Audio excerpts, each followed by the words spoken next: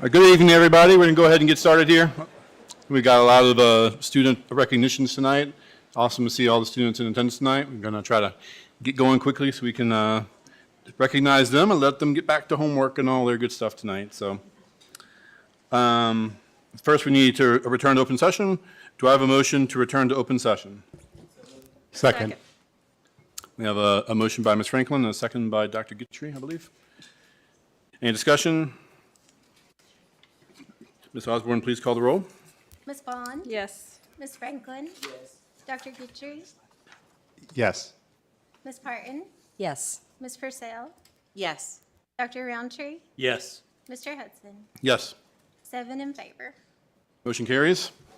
Do I have a motion to certify closed session that, to the best of each member's knowledge, only public business matters lawfully exempted from open meeting requirements by Virginia law were discussed in the closed meeting to which the certification applies, and only such public business matters as were identified in the motion convening the closed meeting were heard, discussed, or considered? So moved.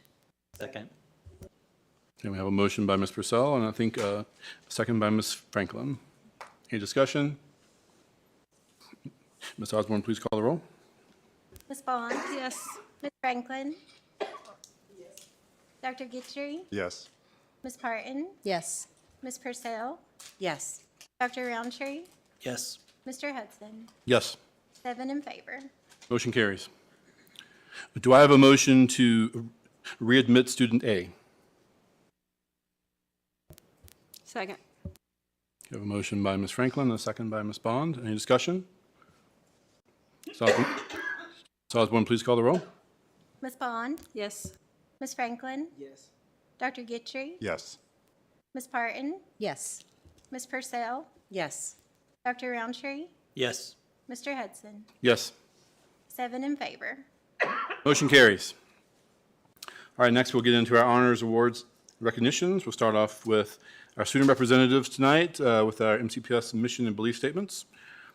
Student representatives are Alexandra Jobst from Auburn High School and Elishu Wang from Blacksburg High School. Will you please read our mission and belief statements? Our mission is MCPS is an innovative educational community. We value diversity and we are committed to equity and inclusion. MCPS empowers learners to realize success in an ever-changing global society through collaboration with communities, families, staff, and students. MCPS provides a safe, engaging learning environment and intentional exposure to positive social, emotional, and academic experiences. Our beliefs. All students can learn in order to pursue their dreams. Schools are safe places of joy, wonder, and creativity. Every person deserves to be loved, valued, and respected. Kindness is an essential skill of a responsible, productive community member. The diversity of our community is one of our greatest strengths. All people deserve equitable access to opportunities and resources. Every child deserves an advocate. Honoring the voices of students and other stakeholders strengthens the school community. Open communication and feedback are vital to our growth. Learning and teaching are collective efforts that begin at birth and involve the entire community. Relationship building and high expectations are foundational to student success. Okay, great. Thank you both. Our next item of business is the student representative reports. Alexandra, do you have a report from Auburn High School? I do. Our Auburn High School men's basketball team plays for the state championship at 8 p.m. Thursday night. The AHS MAC team won multiple matches this season, however they did not make it to the finals. Our indoor track team made strong showings at the state championship at Liberty University. All athletes enjoyed the meet, some beat and even set new school records. AHS spring sports have started and many look forward to a good season. Our health and medical classes took a field trip to the cadaver lab at VCOM today, March 5th. Many students thought it was a neat experience and very helpful when learning about the human body. Our seniors are getting ready for their graduation on May 18th at 2:30 p.m. Thank you. Okay, great. Thank you. Elishu, do you have a report from Blacksburg High School? As always, Blacksburg High School has been going very strong. These past 2 months, we've seen wonderful achievements from students in various areas. In terms of sports, we've had many wins from our athletes. The wrestling team performed well at states, with Braden Henderson being the 132-pound Class 4 state champion. The boys swim and dive team won the state championship, with Theo Villanueva being the individual state champion, and the girls swim and dive team placed third statewide, with Peyton Sigtrigson being the individual state champion. The girls lacrosse team won against Ronald Reagan High School in North Carolina impressively. The boys indoor track team won 6th place at the state meet, and the girls indoor track team won the Class 4 runner-up. Furthermore, the girls 4x800 relay team was the Class 4 state champion. Additionally, many individual records for indoor track were shattered by our athletes. Our student artists also made noteworthy achievements. Several pieces of 2D and 3D art created by BHS students were selected for the Radford High School Art Show in February. Additionally, BHS student Ella Prevette designed an awesome Commit to Graduate t-shirt for all of MCPS. Senior-directed one-acts were performed in late February, receiving a vast audience and performing wonderfully in all 3 showings. The BHS band had pre-assessment this past Thursday and performed amazingly. They will be attending a formal band assessment on March 7th. Moving on to the academic sphere, our Scholastic Bowl team won Class 4 state champions at the Jamestown tournament. Science Olympiad excelled as well, with at least one team placing in every single event and 13 overall first places, as well as being first place overall. BHS will be going to the State Science Olympiad tournament at UVA for the 7th year in a row on April 6th. This past weekend, our student research team participated in the Highlands Regional Science Fair at Radford University. The researchers won 16 special awards in total. 9 students placed top 3 in their respective category, with 6 of these being first place, and 7 students were chosen to be delegates to the Virginia Science and Engineering Fair. Furthermore, both grand awards at the Highlands event were scooped up by BHS students. Ethan Ryrie and Xavier Guidry will be representing us at the International Fair. BHS also hosted the first Chesapeake robotics competition this past weekend, seeing attendance from 25 different teams. Also, BHS's DECA team was very successful at the Virginia Beach Conference, with a number of students winning in their topic and qualifying for the national conference in Anaheim. All 5 of our MAC teams will be going to Super MAC on March 7th after finishing first or second in the regional tournament and finishing the season with an impressive 39-1 combined overall record. Last but not least, we celebrated Black History Month with a morning announcement about an achievement by a well-known African-American figure each day of February, brought to us by our Black Student Awareness Club. Thank you for listening.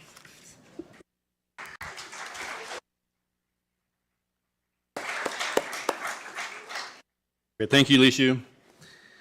All right, next up, Adam Simpson will recognize the Blacksburg Middle School Band.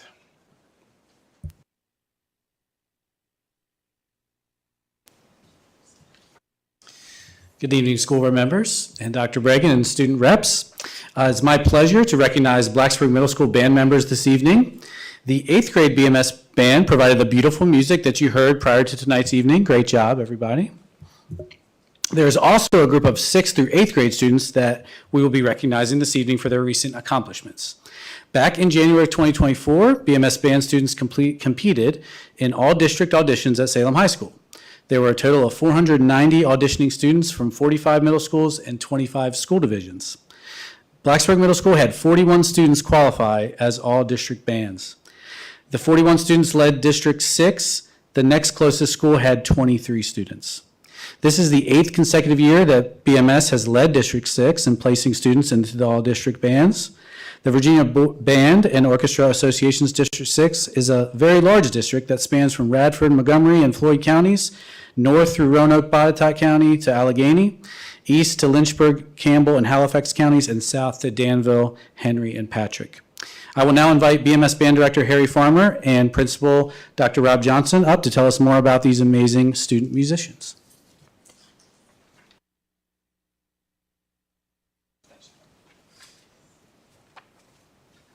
It's an honor to be here today. I do appreciate you letting us play for you today. And I would like to go ahead and recognize the 41 students that did place in all district band. We'll line up this way first and come down through here, okay? All right, on flute, we have Fiona Hicks. Ellen Nichols, Emily Katz. On oboe, we had Nicola Harrell, who was number 1 in the district for the second year in a row. Raven Williams also. On clarinet, we had Dennis Zhao. He finished in the top 3 all 3 years he's been in middle school, which is very, very cool. Moses Park, Theta Back, Latian Zhao, Sam Nupp, Elijah R.F., Danielle Spoon, Arthur Perkin, Nesia Archibald, and Maria Westcott. On bass clarinet, we had Liam Drake. On alto saxophone, we had Max Saba and Henry Bingley. On tenor saxophone, we had Alice Gorlick and Norik Pulla. On trumpet, we had Maggie Lowe, Soren Olson, Nolan Hall, David Hicks, Andrew Brantley, Evan Gentry, and Bebo Himes. On French horn, Nora Hirschler, Reed Lawrence, who was the only 6th grader in the district that made it, Jonah Wilsey, Dunya Sharef, Lily Seitz. On trombone, Sienna Marr, Andrew Myers, and Leela Priest. On baritone, Matthew Cole and Jacob Butts. On tuba, Sam Shrestha, who led the district one more time, he finished first again 2 years in a row on tuba, and Matthew Thorseth. And then last but not least, percussion, Jonas Schubat and Henry Hibbard. This is your Blacksburg Middle School students who made all-district band.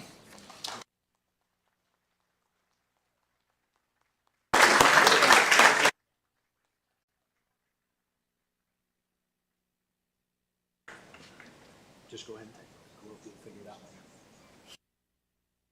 later. We'll take it. And what they're receiving is a certificate they got at that event, so.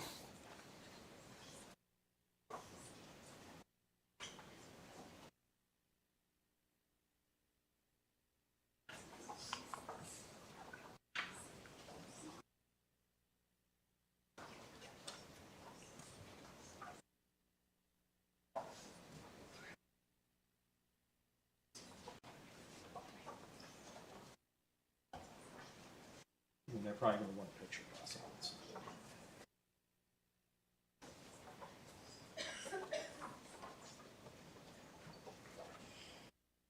You want a picture of it? All right, guys, let's try to move this way. Let's make a couple rows. Okay. Come on, come on, come on. Don't be shy. They got a meeting to do. Come on. Move quicker. Thanks. Okay, fill in space. Tall people in the back. Do our best. Okay, come on, come on.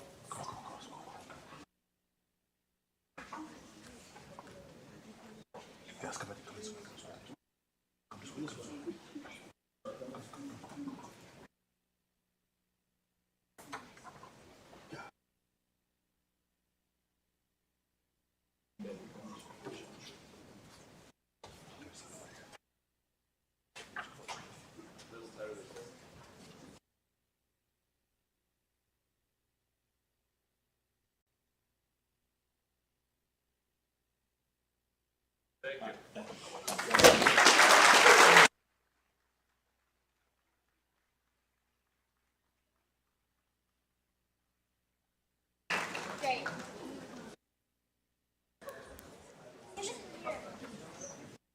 I'd like to take a second and thank Blacksburg Middle School Band for coming tonight, because wow, how great you guys were. And, you know, people talk all the time about all the bad things that happen in our schools, and this is a wonderful example of the good things that sometimes we forget, and all the different students that we'll see here tonight. So thank you guys. You look professional, you sounded professional, and more wonderful, great things yet to come to you, I'm sure.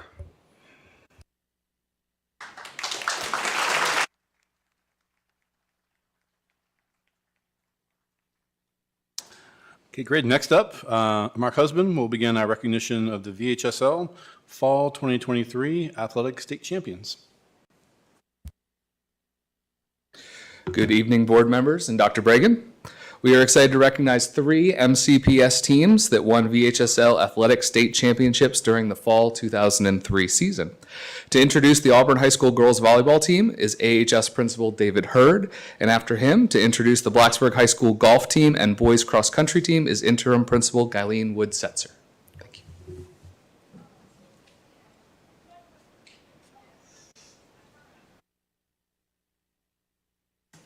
Thank you. I will be brief. Mr. Domini, our athletic director, will speak to you in more detail about the volleyball team. The Auburn High School volleyball team has been the mark of excellence for a long time. They've won 8 state championships, 8 of the last 11 state championships. So while this is a normal occurrence for our volleyball team, it is always special. And I would like to bring Mr. Domini up along with the team to introduce this group of young ladies.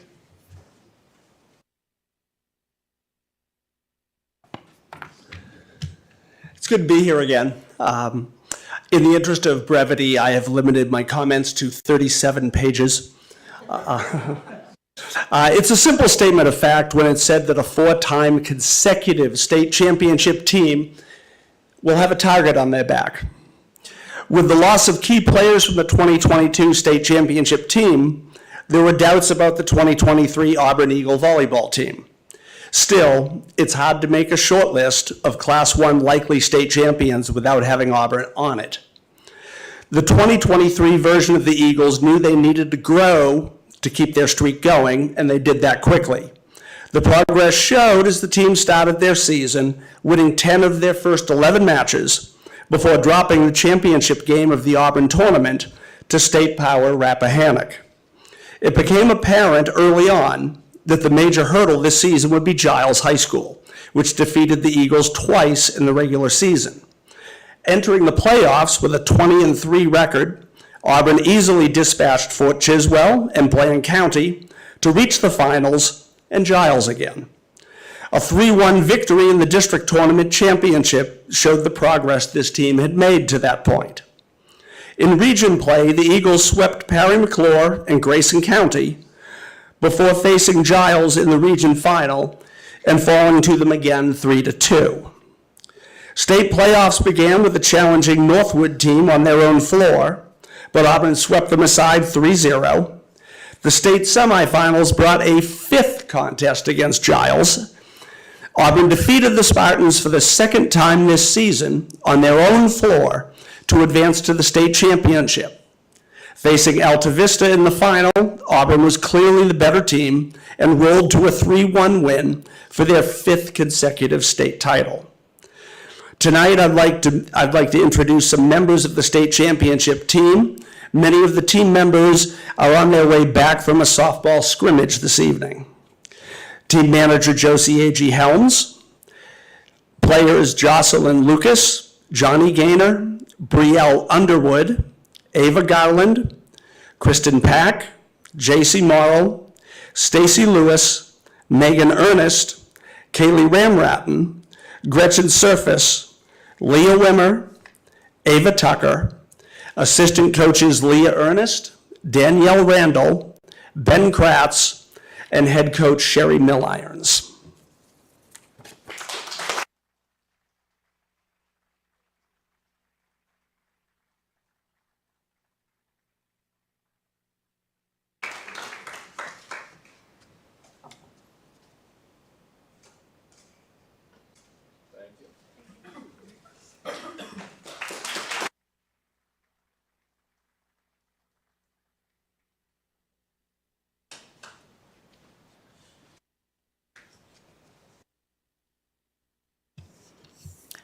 Good evening.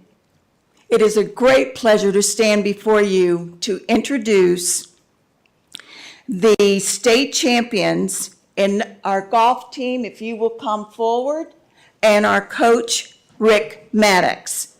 There have been 8 total state champions under Coach Maddox, and this is our 3rd in the row.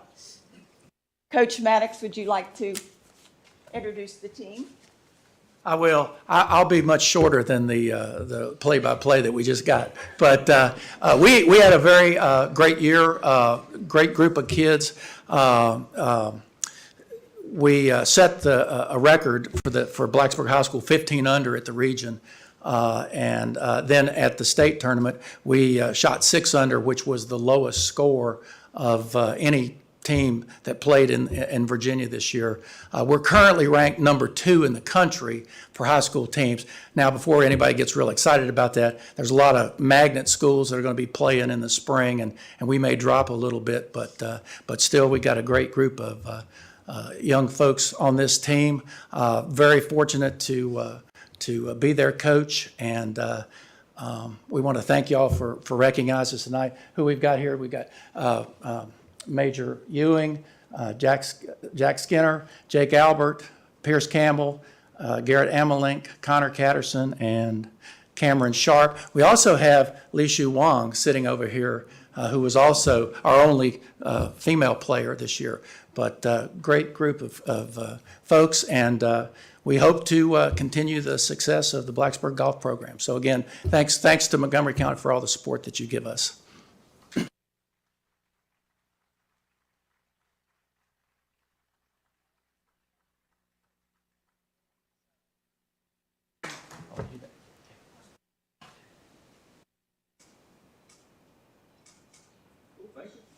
Hold on, Tim.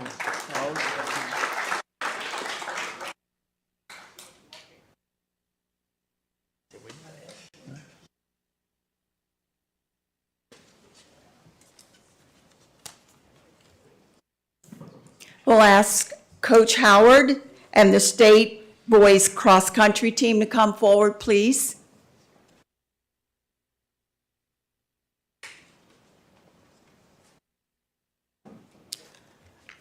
Once again, it is a great pleasure to introduce them to you all.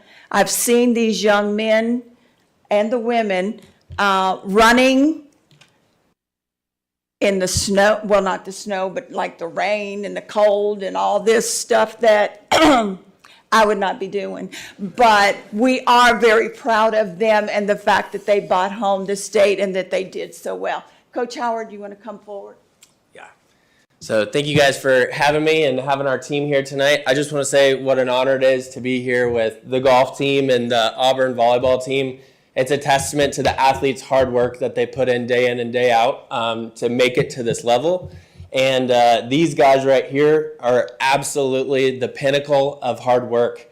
It was about this time last year that we stood up here and had, after our state championship last year, and I got to brag about how much work they put in. And these guys ran since the beginning of June. They ran 6 days a week, sometimes 7 days a week, until the end of November. And that's a long, long season.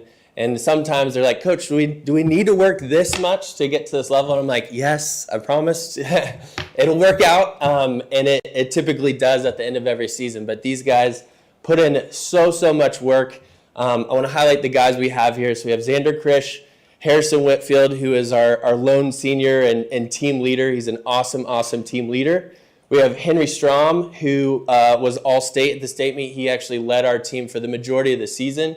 He ran a 15:46 5K and placed 7th at the state meet. He was all-state. Some people, it is a big accomplishment for a runner when they break 5 minutes in the mile for the first time. That is a huge accomplishment. Henry was able to do that 3.1 times in a row in a race, which is awesome. And then we have Ben Bailey, who is a sophomore who really stepped up at the region and state meet. Last year we had a stellar team. We had the best team in the entire state of Virginia across all classifications. We had the state champion. He actually won the Southeast region, which is 13 states. But we lost 4 of our top 7 guys. And you can run 7 in a meet. We lost 4 of our top 7 guys, including the top 3 guys. And the guys this year were just like, we want to be even better than they were.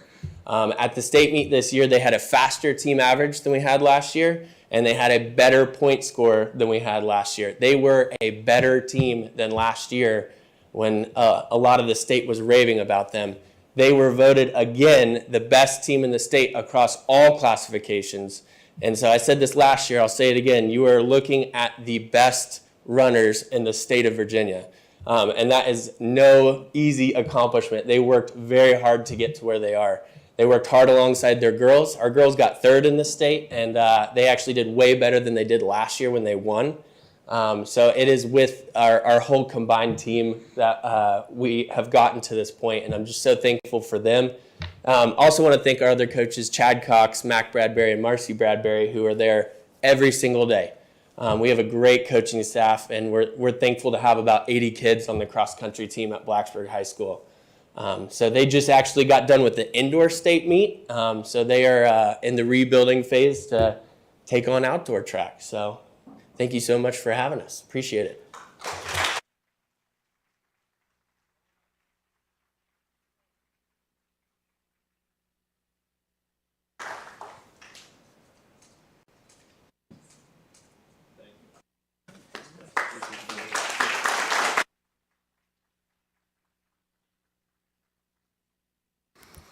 Okay, great. Thank you all for coming tonight. Congratulations on all that recognition. Okay, next up we have our recognition of the support staff employees of the year. Dr. Thomas Brewster, Dr. Amanda Widener, and Dr. Thomas Bell, Christiansburg Rotary Club President, will recognize the nominees for the 2024-2025 Support Staff Employees of the Year. Good evening, Chairman Hudson, members of the board, and Dr. Bragan.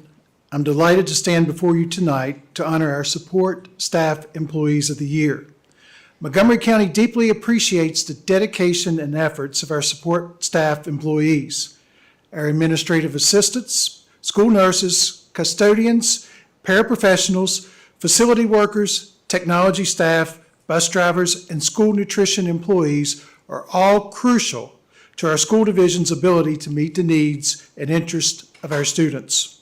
The functionality of our school division hinges on the contributions of these individuals. In recognition of their significant contributions, Montgomery County annually honors exemplary support staff employees, selecting one individual as the Support Staff Employee of the Year. This individual represents the entire school division and assumes the title for the following year, paralleling the process for Teacher of the Year. Nominees for this award are employees who consistently exhibit leadership, foster collaborative relationships with students, colleagues, and the community, and make exceptional contributions to the school division. This year, 23 support staff employees were nominated by a school principal or director. It is with great pleasure that I now announce our nominees for Support Staff Employee of the Year. Joining me is Dr. Amanda Widener, our Director of Human Resources, and Thomas Bell, President of the Christiansburg-Blacksburg Rotary Club. On behalf of the Rotary Club, Mr. Bell will present a $1,000 check to our School Division Employee of the Year. Although many of our support staff employees are here tonight, some were unable to attend due to family commitments or personal illness. To those who are present, when I call your name, please come forward to receive your certificate and a small token of our appreciation. If you have brought guests who wish to take photographs, they are welcome to come forward for that purpose. Our first is Kelly Adams, paraprofessional, Christiansburg Elementary School.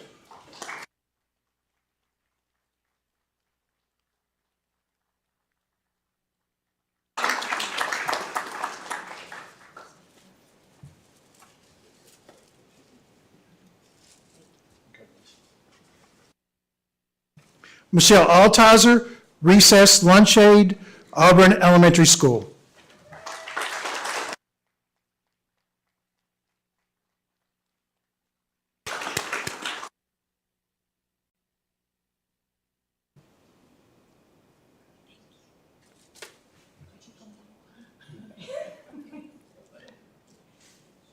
Angie Amos, Nurse, Blacksburg High School.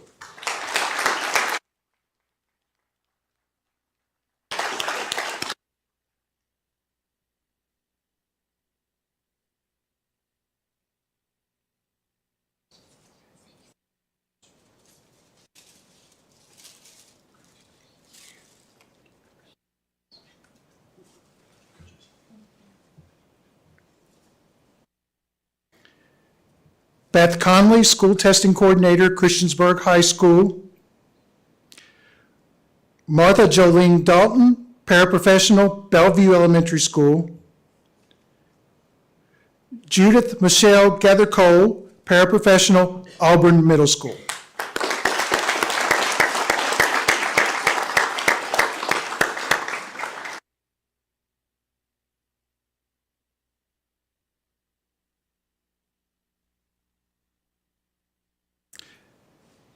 Mason Hall, IT Technician, Technology.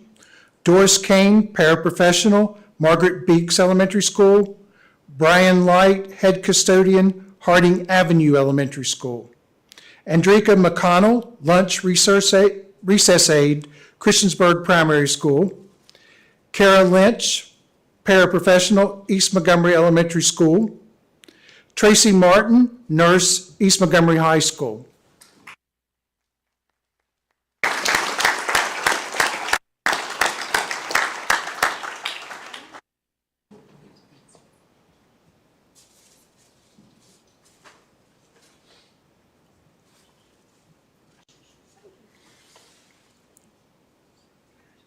Llewellyn Myers, paraprofessional, Gilbert Linkus Elementary School. James Norman, bus driver, Price Fork Elementary School and Transportation. Sally Petrov Poland, clerical registrar aide, Kips Elementary School.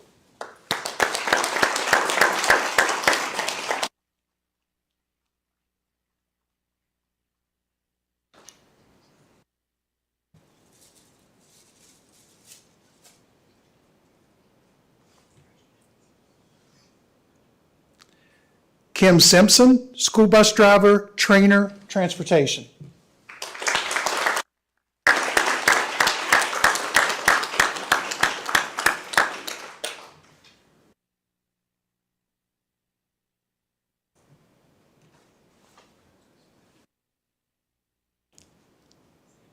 Tammy Snodgrass, bookkeeper, Blacksburg Middle School.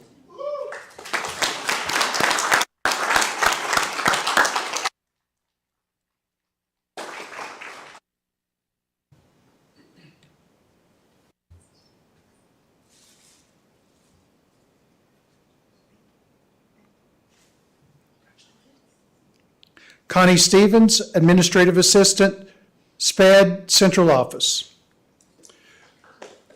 Rebecca Strausbaugh, Paraprofessional, Christiansburg Middle School. Connie Thompson, Paraprofessional, Falling Branch Elementary School.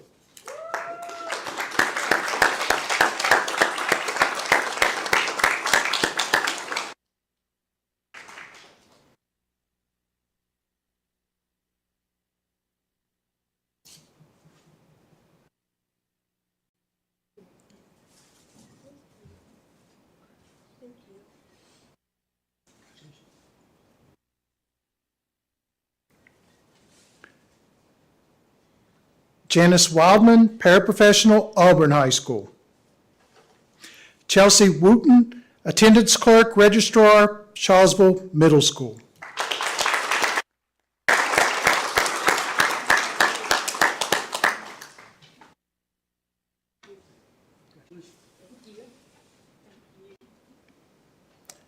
It is now my honor to announce the Montgomery County Public School Support Staff Employee of the Year for 2024-2025. With great enthusiasm, we recognize Helen Millie McPherson as our esteemed awardee. This honor is a testament to her outstanding contributions to Montgomery County Public School, a recognition she truly deserves.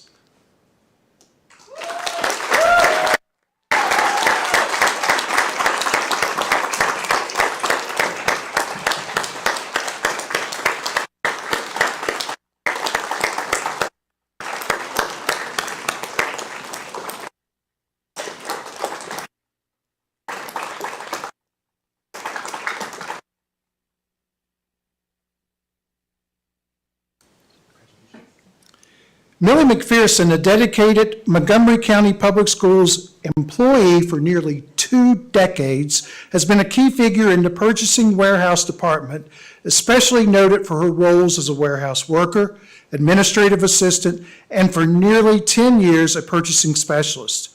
Millie exemplifies dedication and efficiency in managing purchasing paperwork, assisting bookkeepers, collaborating with directors, principals, and vendors on purchasing matters, and meticulously reconciling credit card statements each month. Renowned for her diligence, team spirit, and unfailing positive attitude, Millie has significantly contributed to the department's success, consistently going above and beyond to ensure smooth operations and stepping in during emergencies to prevent any disruptions. A recent survey highlighted her exceptional service and positive impact, with colleagues praising her approachability, helpfulness, and upbeat presence. Congratulations to Millie McPherson. We are thankful for her dedication to our school division and congratulate her as the Montgomery County Public Schools Support Staff Employee of the Year. At this time, we'd like to recognize Millie for this award and this honor. And of course, Dr. Bell will present her a check on behalf of the Christiansburg-Blacksburg Rotary Club, and he probably already has.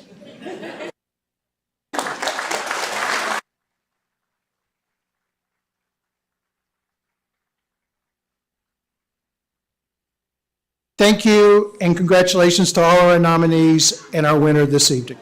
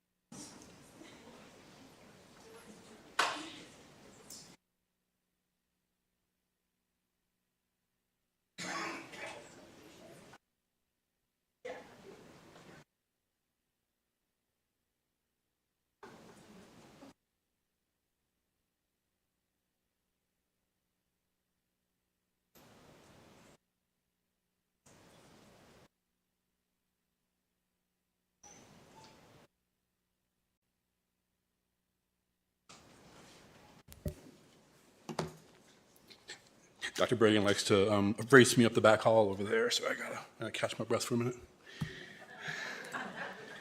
I let you win. All right, next up, we have the recognition of the second cohort of MCPS AMPS program graduates. Dr. Jonathan Schultz will recognize the second cohort of the MCPS AMPS program graduates.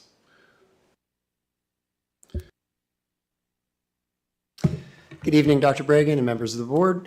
I'm pleased to be here tonight to present for your recognition the members of our second cohort of graduates from the MCPS Alternative Model for Professional Studies program. Our program was first approved by the VDOE in 2019. It provides provisionally licensed teachers with job-embedded professional learning experiences focused on the most important things that they need to know to survive those first couple years of being a teacher. Teachers who complete the 30-month AMPS program meet the professional studies requirements for a full Virginia teaching license, equivalent to up to 6 college courses.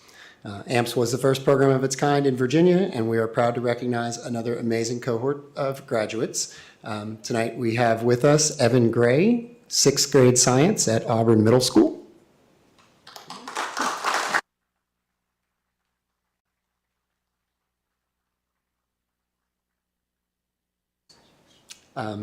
Unable to be with us here tonight is Emily Groover, who teaches theater arts at Blacksburg High School.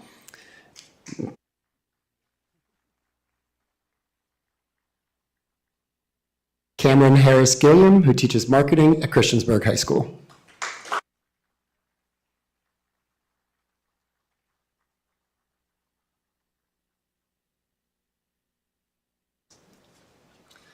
So now we're up to 6 MCPS teachers who have completed the AMPS program. We have another 20 currently enrolled in the program, And later this spring, we expect to be invited in front of the State Board of Education to seek the next level of approval, which would certify the program for 7 years. And we would be the first division in the state to receive that. So you guys are great. Thank you.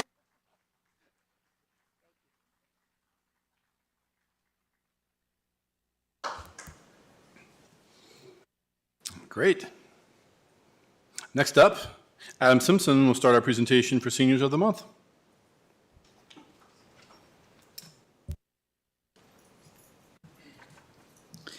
Good evening.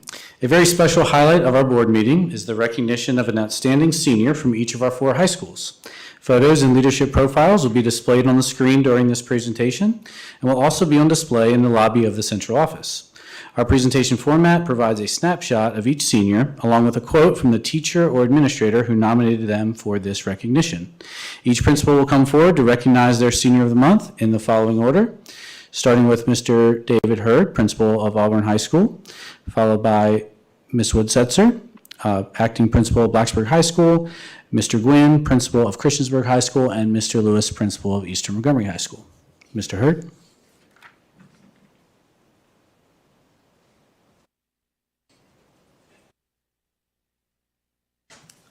Good evening, members of the board, Dr. Bregan, Ms. Osborne. At this point, I would like to ask Nick Millirons and his family to come join us at the podium.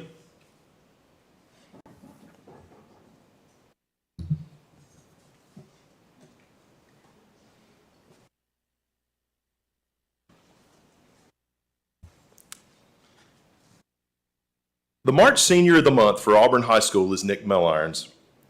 Nick is an upstanding member of the Auburn community and excels both academically, athletically, and as a student leader.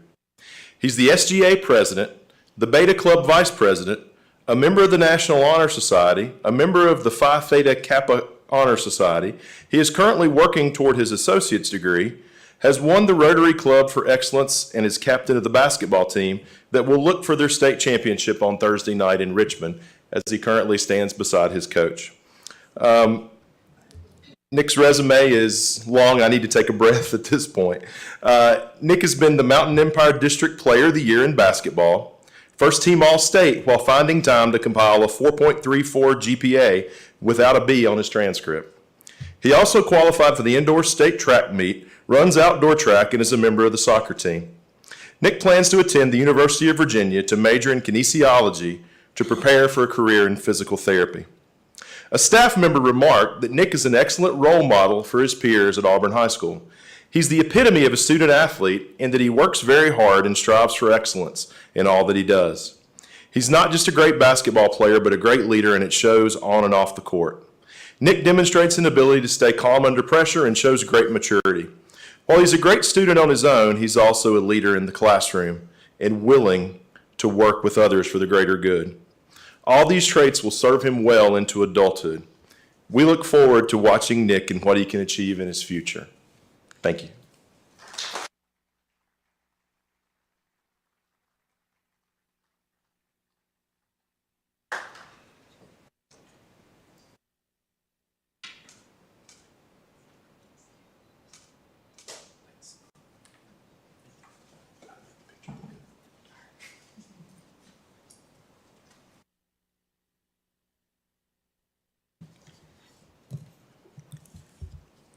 Good evening. It is a pleasure to stand before you one more time. At this time, I would ask for Ahmet Kutkut and his family to come forward, please.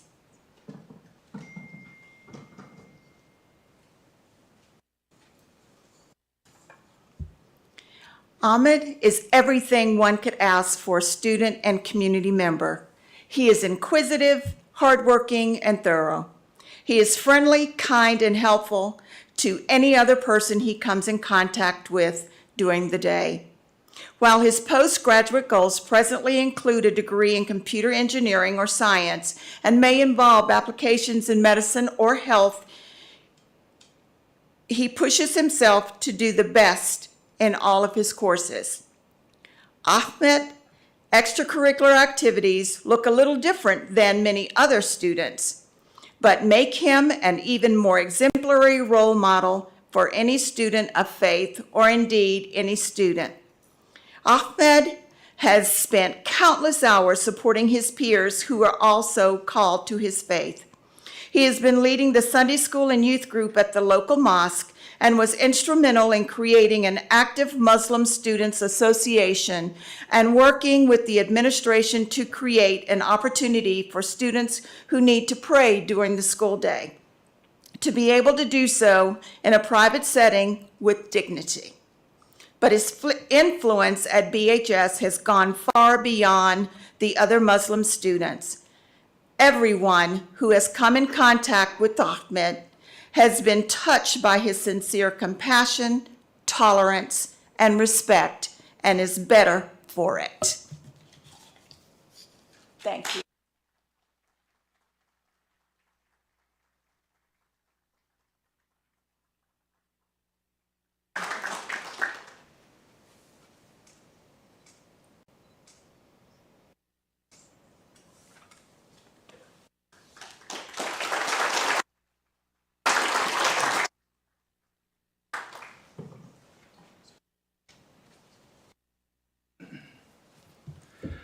Good evening, members of the board, Dr. Bragan, and student representatives. Thank you for this opportunity to highlight one of our senior students this evening. It is my pleasure to introduce the March Senior of the Month for Christiansburg High School as Mr. Kenneth Connor. I would like to ask Kenneth and his family to please come forward at this time.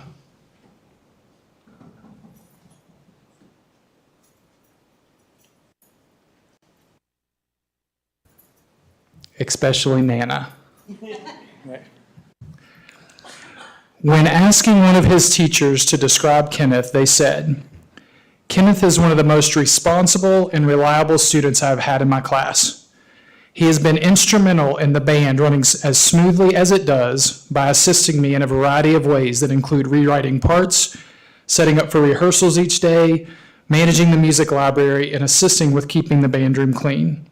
Kenneth is often found handling additional responsibilities before he is even asked. He is always willing to put other students before himself and assist whenever needed. Kenneth is a natural-born leader and knows how to encourage others towards a common goal. He has a true dedication to the performing arts, and his lasting contributions to these programs at CHS have enriched classmates, the faculty, and audiences alike. He is driven and focused to be an example for other students and wants nothing more than to see his fellow classmates succeed. Kenneth's future plans are to attend Radford University and major in biomedical sciences.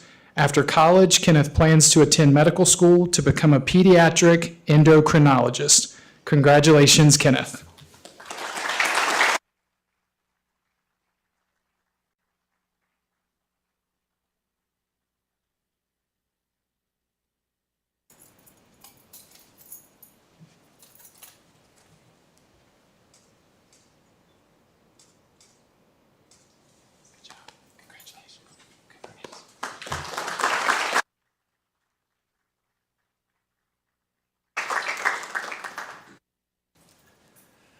Good evening, school board members and Dr. Bragan. It is my pleasure to represent Eastern Montgomery High School in recognizing our March Senior of the Month, Haley Akers.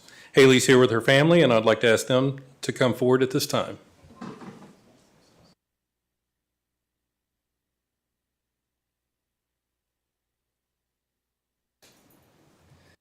An extra thanks to her sister Macy for representing at Mustang Pride this evening. Haley, one of Haley's teachers, Emily Castle, provided a statement highlighting Haley's outstanding qualities and accomplishments, and I'd like to take a moment to read it. Haley Akers is an exemplary student, a dedicated athlete, and an overall positive influence on our school community. Haley is kind to others and always willing to lend a helping hand when it is needed. She is self-motivated and dedicated to the betterment of herself and of the community she is part of. Though she is involved in multiple clubs, plays on various sports teams, and is enrolled in rigorous classes, Haley gives her best effort in everything she does. I have no doubt that Haley will succeed in her future endeavors as she is passionate and hardworking. It has been a pleasure to share a passion for agriculture with Haley during my time as her teacher over the past 4 years. I can always count on Haley to be an eager participant in whatever task I throw her way. from potting baby plants in the greenhouse to completing a horse handling obstacle course or even wrangling cats in our small animal care class. We are thankful to have Haley as a member of our EMHS school community. Congratulations to Haley Akers.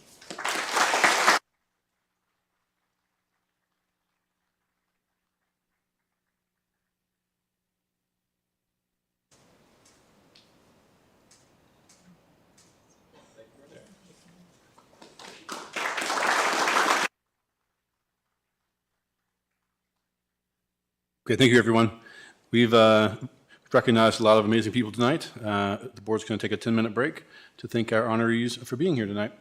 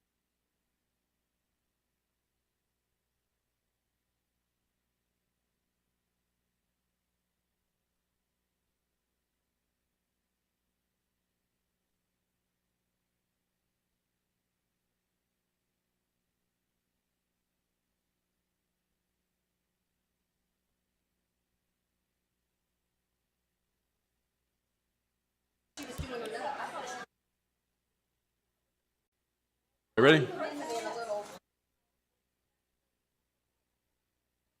All right, everyone, we'll get back at it here.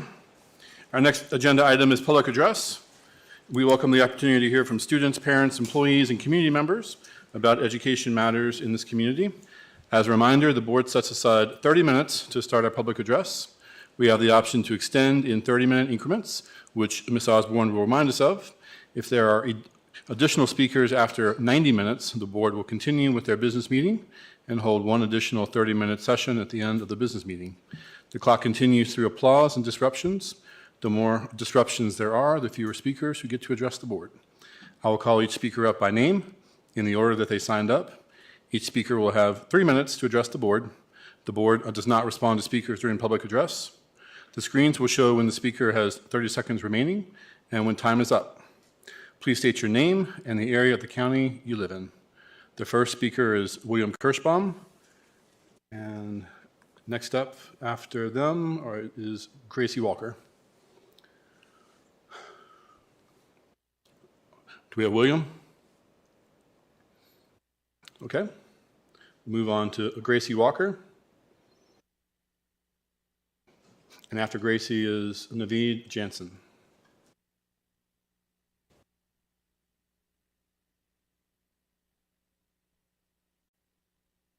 Oh. Hello. Oh, whoa. Hello, my name is Gracie Walker. This is Addison Long. We are from Shawsville Middle School. I would like to thank you very much for your time today. We all know that water is important, but having a clean water source is just as important.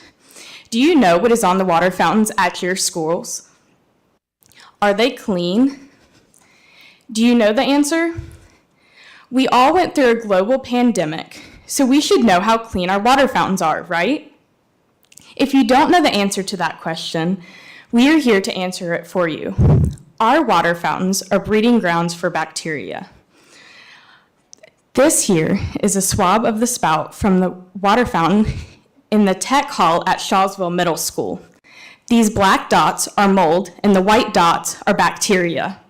Would you like to drink from this water fountain? Because I know I don't. This here is a swab of the button that is pressed when using a water fountain. This swab is from the cafeteria at Shawsville Middle School. I personally do not want to touch that. We also took samples of the other fountains, and the results were just as disgusting. If you would like to see the samples, we are more than happy to show them to you. So how can we make getting water a safer experience? Our solution to this problem is to install automatic water bottle filling stations in our schools. These dispensers are both a safer option and very convenient. Getting these filling stations will encourage students and staff to drink more water throughout the day. This means students would be able to stay on task and be more focused. Hydration is a key element to academic success. Also, getting filling stations will help cut down the amount of single-use plastic bottles by giving students the chance to use refillable water bottles. Schools already produce an enormous amount of waste, and if there is a way to eliminate some of that waste, it would help the environment. We hope that you consider our idea, and thank you again for your time.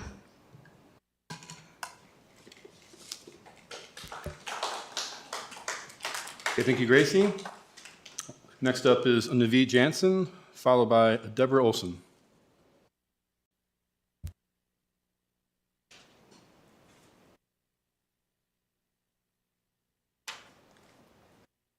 Good evening, everybody. My name is Naveed Jansen. I'm from Blacksburg High School, and I stand before you today to address a critical issue that affects the safety and well-being of the children of this community: responsible gun storage. As you may know, guns are the leading cause of death in American children and teens, and their impact on our schools and communities cannot be understated. A crucial step we can take to prevent tragic incidents involving firearms is to ensure that guns are stored safely and securely in households where children are present. Research has shown that a significant number of gun-related incidents involving children occur due to easy access to unsecured firearms in their own homes or the homes of relatives and friends. By implementing a policy that requires a school administration to notify parents about their legal responsibility to safely store firearms in households with children, we can help in the prevention of gun-related losses and needless atrocities in our community. As a BHS student, I'd like to make it very clear that students feel the stress, anxiety, and pain of gun-related tragedies just as much as adults. I personally know people who have had connections with the victim of the recent murder-suicide in our community, and let me tell you, it is not something easy to live with. Losses like that take a severe toll on the collective student mental health of MCPS.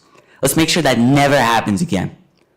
I therefore urge the school board to pass a resolution that requires the administration to annually notify parents of their legal responsibility to safely store any firearm in the household and the risks of improperly stored firearms.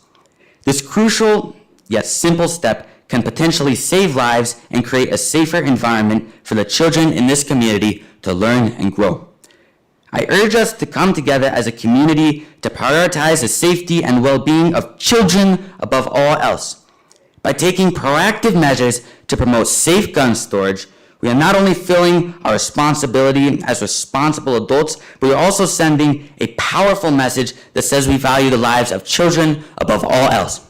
Thank you. Okay, thank you, Naveed. Next up is Deborah Olson, followed by John Phillips.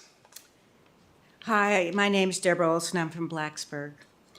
I'm here to add my voice to those who ask the school board to proactively work to save children's lives by helping parents better understand how to store their firearms safely at home, in the car, and in any setting where children live and play. The sheer number of firearms in our county is astonishing. For example, we have 9,000 concealed carry permits in Montgomery.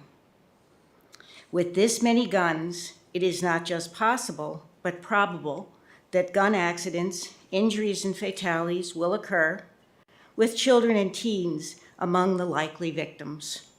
Notifying parents about safe storage issues is a low-cost, efficient way to reach out to well-meaning parents and help them do their best for their children and the safety of our schools. Not all parents will heed the advice given, and more will need to be done to help ensure that schools are safe places.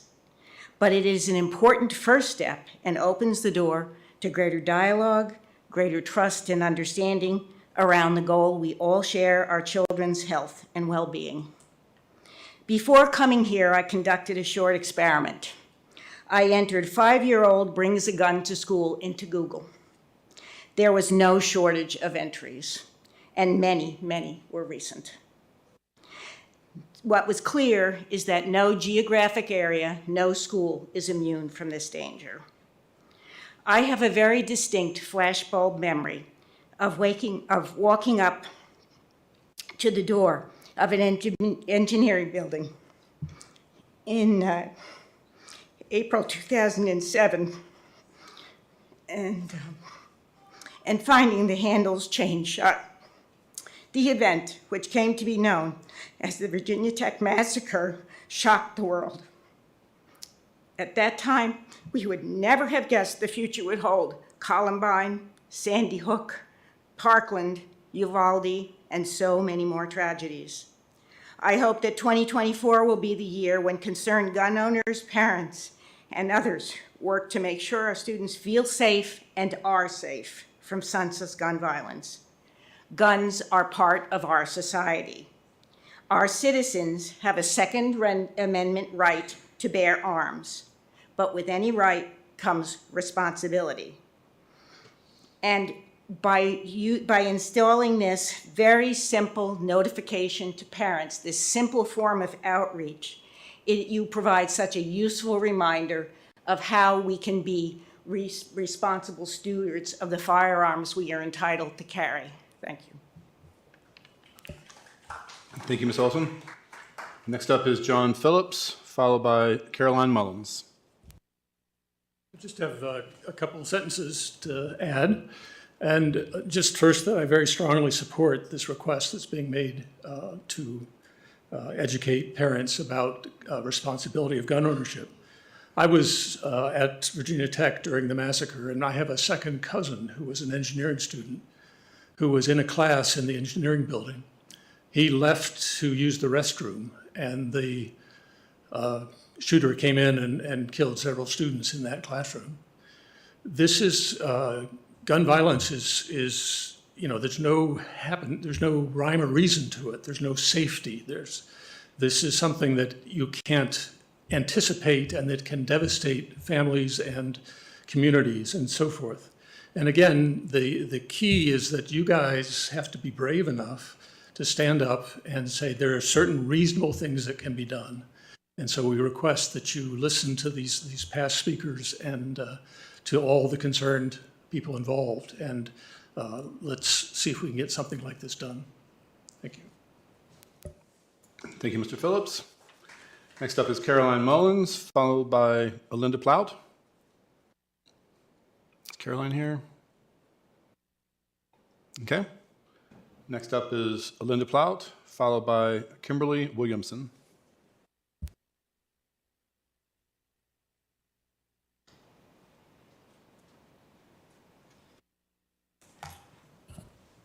Good evening. I'm Linda Plout, resident of Blacksburg, Virginia.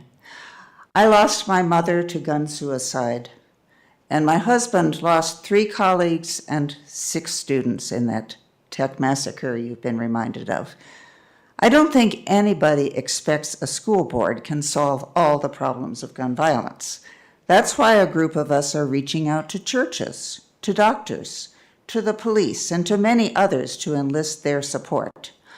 But a large chunk of our population is in school every day. We hope that the proposed safe gun storage policy will protect not only students, but also teachers, staff, bus drivers, crossing guards, and volunteers, like my husband, whom Dr. Bragan calls the notorious Mr. Ray, because he spends every day in the Gilbert Lincas kindergarten class.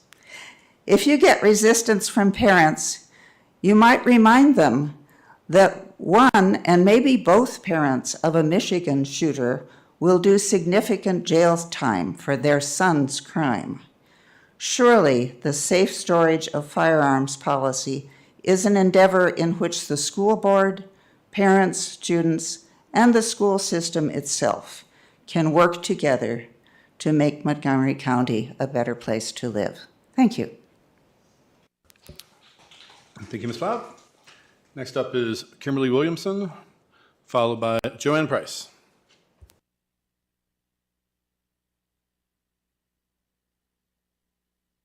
Kimberly Williamson, Christiansburg, Virginia. On April 4th, 2023, a brave teenager and high school student, Nick Shepard, and his 4 friends came up to this podium in front of the school board to protest the vulgar assignment and out loud reading of sexually explicit and pornographic material in their English class. Nick and his friends made the point that we are the majority. I believe they are. They are the majority. And they and many others are tired of what you all are selling. I have been absolutely appalled over the last couple of years learning just how sick the material available in the school libraries and sometimes assigned in classes can be. Hundreds of explicit and pornographic books in the libraries. And it's not about books, as some will inevitably say. It's about graphic, sexually explicit content, much that even goes beyond the pale into such things as pedophilia or normalization of child-to-child sexual abuse. As an adult, I don't want such poisonous vomit assaulting my eyes, ears, mind, and soul. As an adult, I can make that choice. However, school children, no matter what age they are, as well as their parents, often aren't allowed a choice. These students should not have this stuff forced upon their eyes, ears, minds, and souls by their school teachers or libraries. Please let kids just be kids. Protect our most precious young people from such things, as we used to do as a responsible society. Let them grow up into adulthood before they must contend with the world's lure to such things as pornography. Pornography will not free them, as they may think, but will instead enslave and addict them to perverted sexual desires that will in turn destroy future relationships and even whole families. Letting kids be kids and protecting them from such things should be the default rule of a responsible school district, no matter what justification a teacher, administrator, or school board member might have. There was a time when supplying sexually explicit material to children could get you arrested, and if you were a parent, it could possibly mean the removal of that child from your home. How far we have fallen. When a teacher expressing Jesus could get them fired, but sexually explicit pornography is just fine? This is not what progress looks like. To all the Nick Shepherds out there, I heard you, many of us hear you, and some are doing what we can. As for me, I stand with Nick Shepherd. Thank you, Ms. Williamson. Next up is Joanne Price, followed by Ginny Perfader.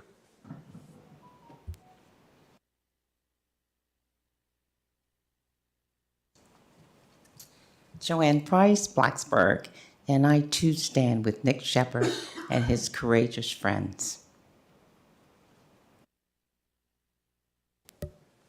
Thank you, Ms. Price. And next up is Ginny Perfader, followed by Kim Bowman.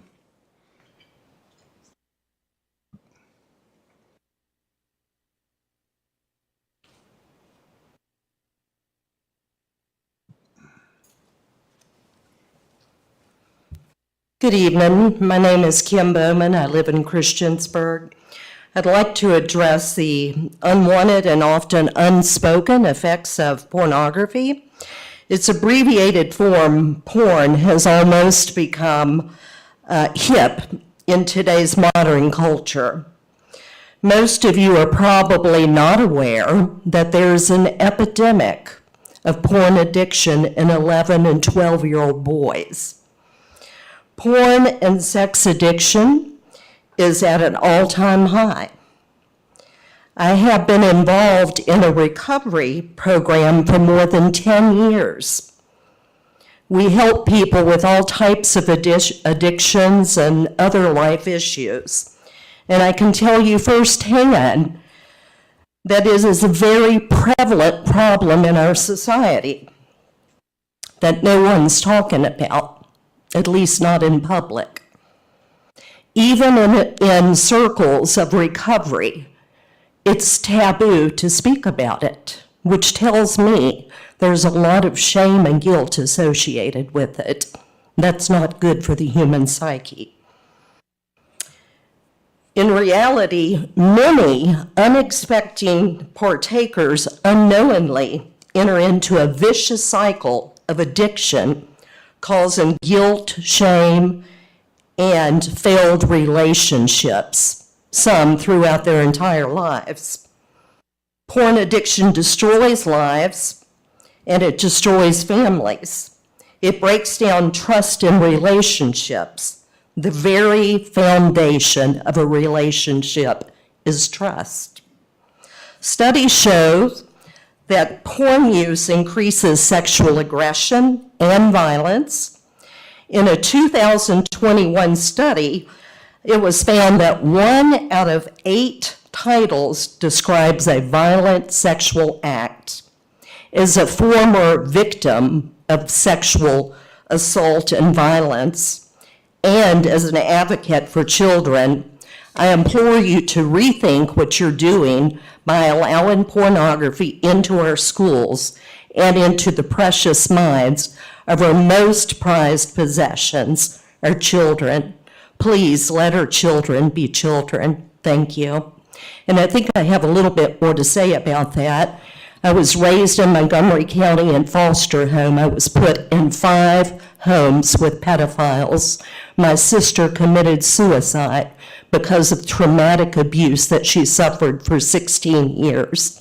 And also, as far as on the gun control, I'm not for gun control. I totally agree with these people that we need to be locking our guns up. I had a 9-year-old Thank you, Ms. nephew Bowman. Your time is up. Thank who you. was killed by his baby brother with a gun. Okay, next up is Amy Cooper, followed by Carola Haas. Amy Cooper? Okay. Next up is Carola Haas, followed by Don Upham.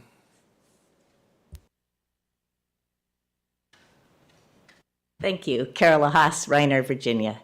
I was mostly coming to talk today about the science textbook review, but I will just make a comment about these other issues. I assume that all the school board members understand that that student they're referring to was a stunt, that those students were not required to read. They chose that book just to be able to make a scene. So if you're not aware of that, I strongly encourage you to talk to the teacher involved, that nobody is being required to read those books that they're discussing in school. And for folks that do want to have involvement in school reading materials, I very much appreciate the fact that the school has made an opportunity that parents and community members can look at the curriculum before it's chosen. So there is a proper mechanism for doing that for people who want to be involved. Nobody's forcing anything on us. There's an opportunity as community members to be involved. I would like to ask, and it may be just my incompetence, but I would like to ask for higher visibility, which might improve some of the concerns that community members feel like they don't know what's going on. I know this year the textbook review was supposed to be advertised on the website. And again, I'm not very good at navigating websites, so it may be that I just missed it, but I never saw it anywhere posted prominently that there was a textbook review available on either the high school pages or the main page. If I did a search on the MCPS page, I did find it though, so I could find the textbook review material that way and I could look at it. But again, given my schedule, Monday was supposed to be the last day to be able to do the review. And it was the first day that I was free during the school day. Anyway, I just made it to Auburn High School to look at the books, but it turns out they only had one of the astronomy, oceanography, and physiology. They only had the anatomy and physiology textbook available, and they only had one of the 3 choices there available. So again, they were available online.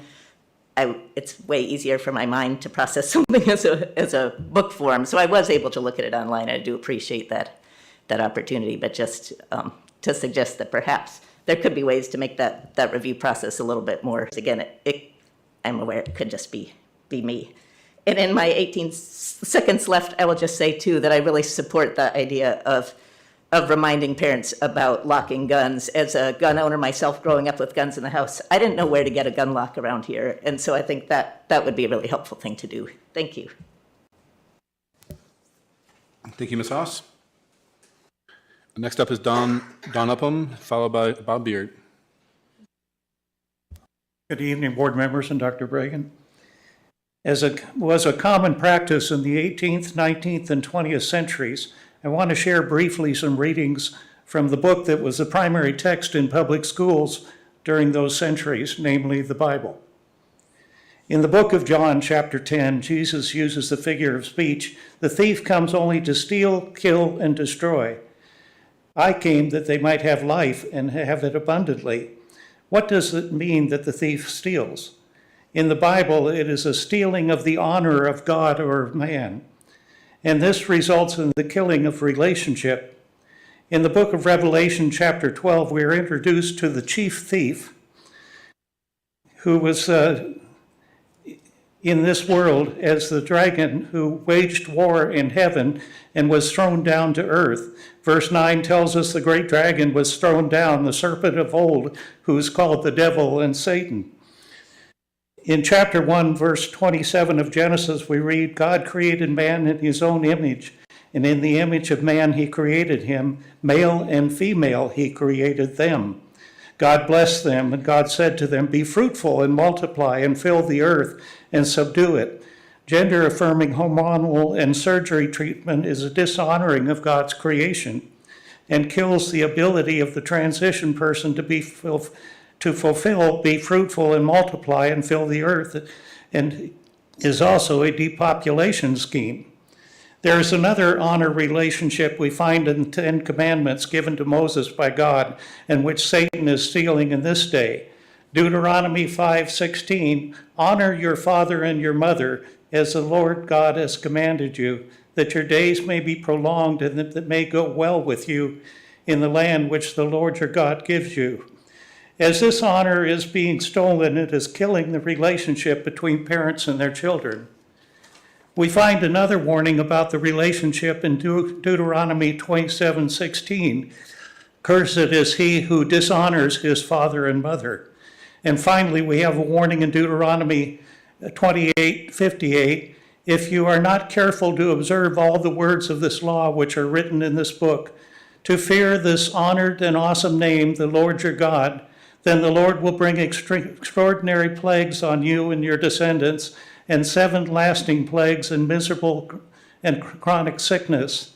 He will bring back all the diseases of Egypt, of which you were afraid, and they will cling to you, and also every sickness and every plague which is not written in the book of this law, the Lord will bring upon you until you are destroyed. Thank you, Mr. Upham. Next up is Bob Beard, followed by Chris Thomas. Good evening. Thank you for letting me speak, Dr. Bregan and board. Thank you so much. 2 weeks ago, when I spoke at the MCPS meeting, I had the person following me call me a liar. So I wanted to, challenge on this again. So where does MCPS get their money? They get from the Board of Supervisors, the state and federal government. Again, all governments. Where does the board get their money? Taxpayers. Thus, taxpayers are paying for the teachers union.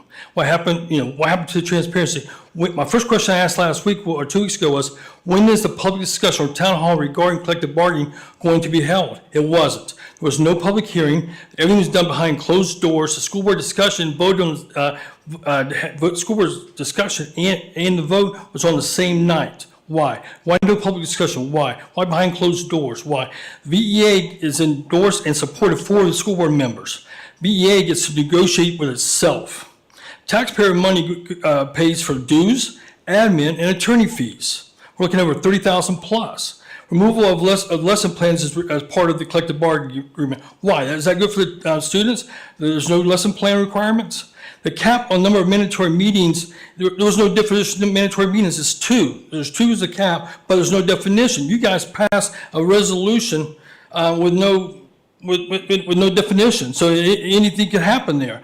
There's a cap on special ed caseloads at 12. Well, the average is currently 12. You guys want to hire 7 more special ed teachers based on declining enrollment. The cost of that is over $500,000 for those 7 teachers.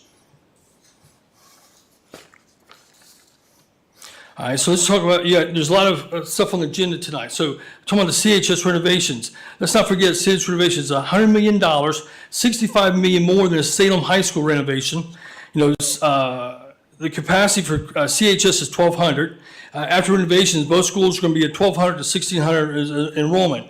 How much money did MCPS move to allocate more money to the CHS project? No one said that not to renovate CHS, but why spend $65 million more than Salem High School? What is the difference between CHS and the Salem renovations? Let's talk some spending. MCPS deputy superintendent makes more than 8 times, makes more than 8 of the 10 superintendents in our region. Dr. Wickers 2 years ago was making $151,000. With 2 5% pay raises, her salary should be around $167,000. I know Dr. Whitaker is head of finance, but who and when authorized a $41,000 pay raise? She makes $192,000 now. She had no experience in finance and operations. Her predecessor, Tommy Krantz, had 30 years experience as a CPA. His salary was $135,000. Now we're $192,000, 2 years later. The CSH project was under budget, but not anymore. Annie doesn't have the knowledge or experience to manage such a costly project. We are $15 million over budget with tons of cuts and renovations. Why is she getting paid for on-the-job training? Thank you, Mr. Beard. Your time's up. Board members, Ms. Osborne has indicated that 30 minutes has passed. Does anyone wish to make a motion to extend public address by an additional 30 minutes?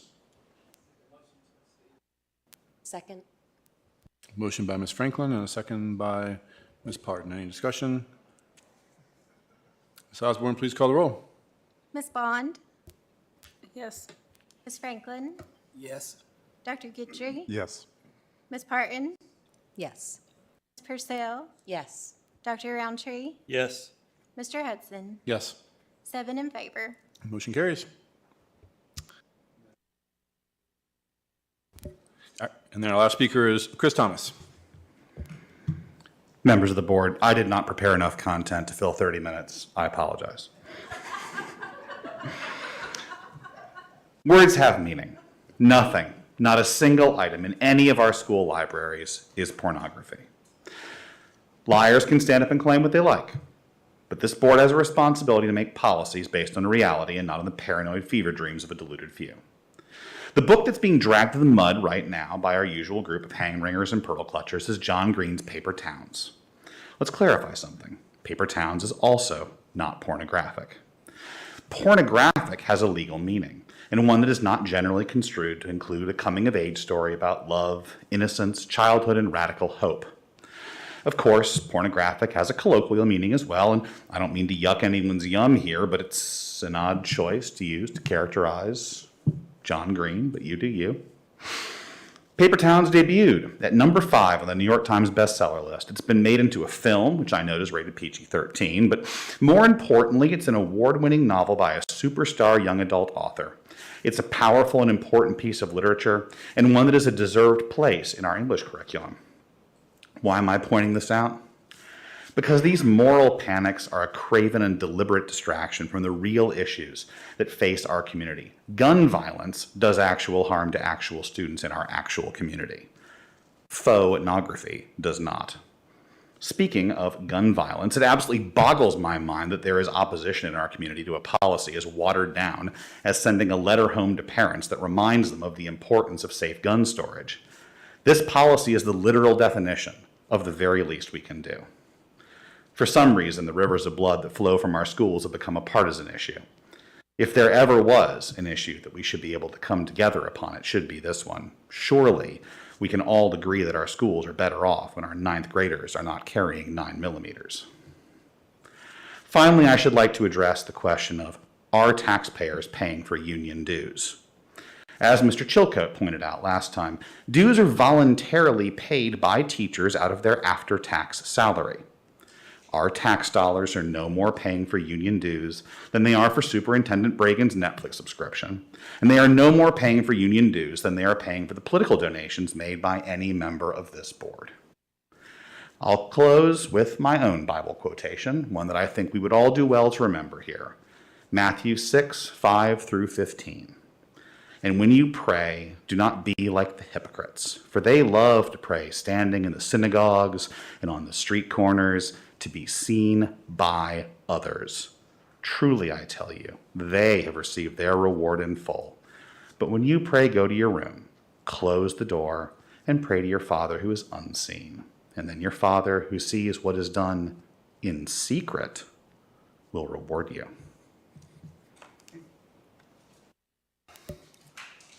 Thank you, Mr. Thomas.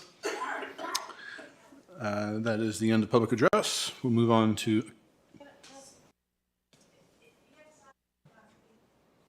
Oh, we have to sign up. There's a sign up in the back.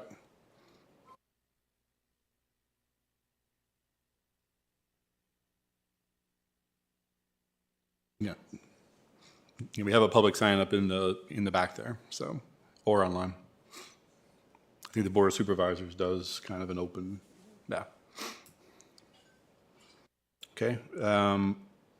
Next, for 2 consent items. If no one wishes to move an item out of consent, we will consider these items approved.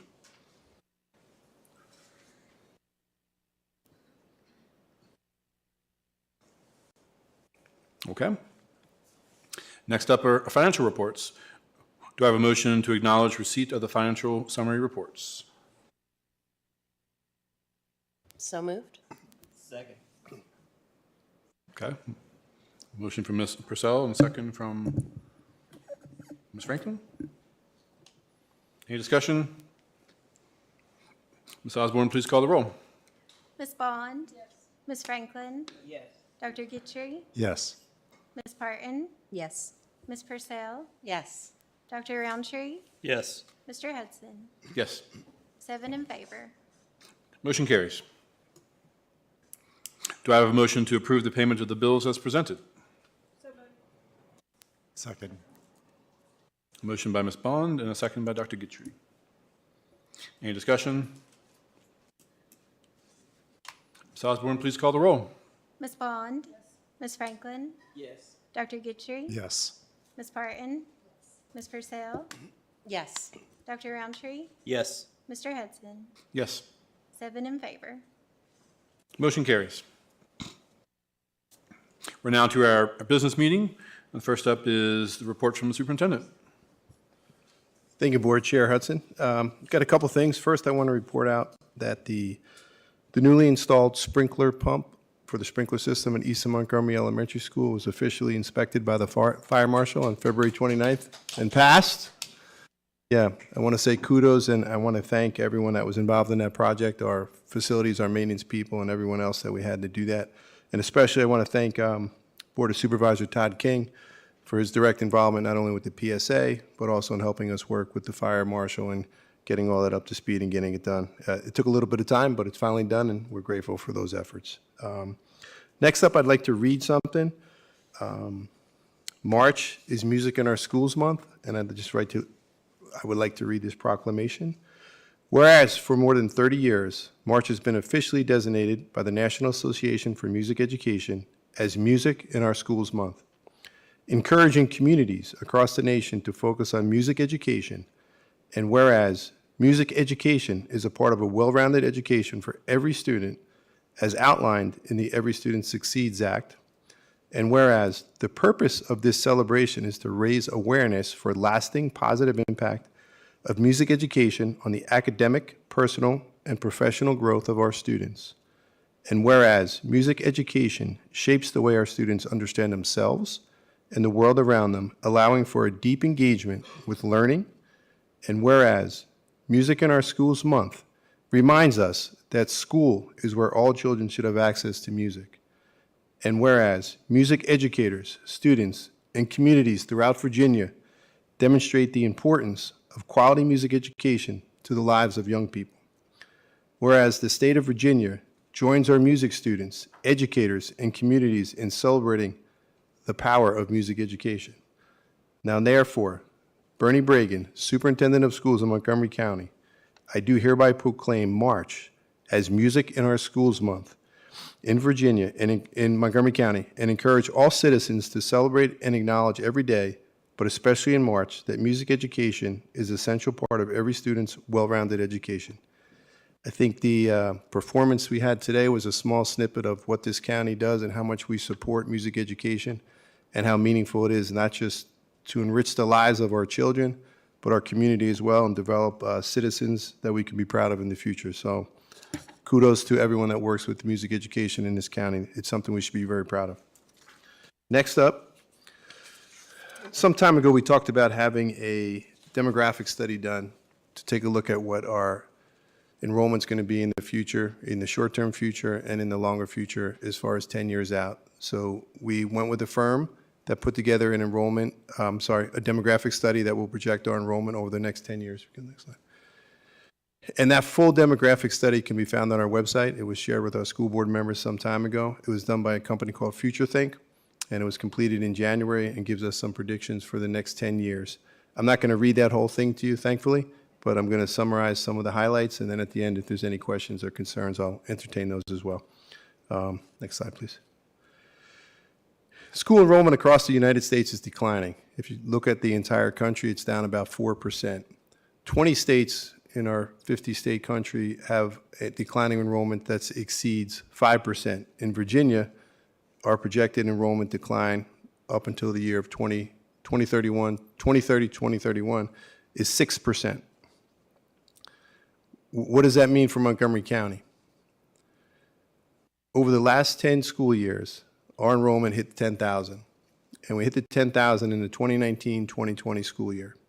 Since that time, though, enrollment has declined, and it's declined about that 6% that's predicted in the previous slide. So our current enrollment today is around 9,450 students. Next slide, please. So when we look at that, where's it going to be 10 years from now? You know, one of the best indicators of who's going to be in kindergarten is you look at the birth rates of today, and 5 years later, you predict out how many students would enroll in kindergarten. And the births in our county are down, right? We hit a high in 2008 of the birth rate since 2008, we hit a high in 2012 of 961 births in the county. Since 2019, it hasn't exceeded 740. The last year we have data on is 2022, and that birth rate was 676 students, 676 children. Go on to the next slide, please. Our overall population in the county is about 100,000, and it's going to pretty much stay there in the near future and in about 10 years out. If you take out the Virginia Tech students, who account for a significant amount of the population, obviously, in Blacksburg, the average age in our community is 37.2. What does that mean for school age statistics and how many people will enroll in our schools?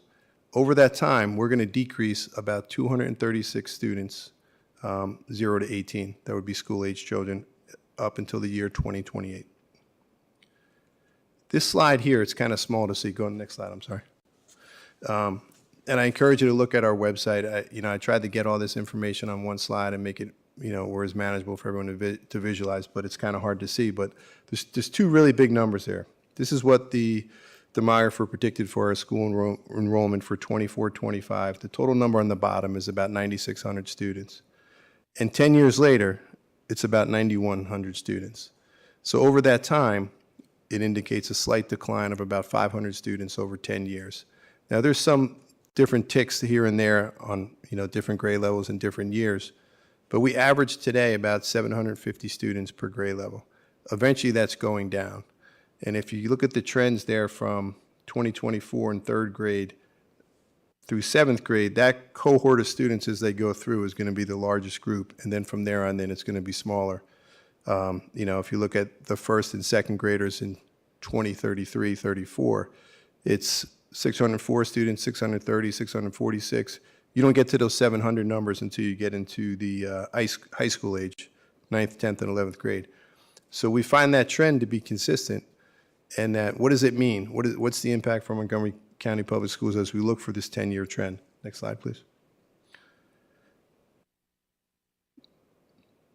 6 of our 20 schools will experience growth, but it won't be significant.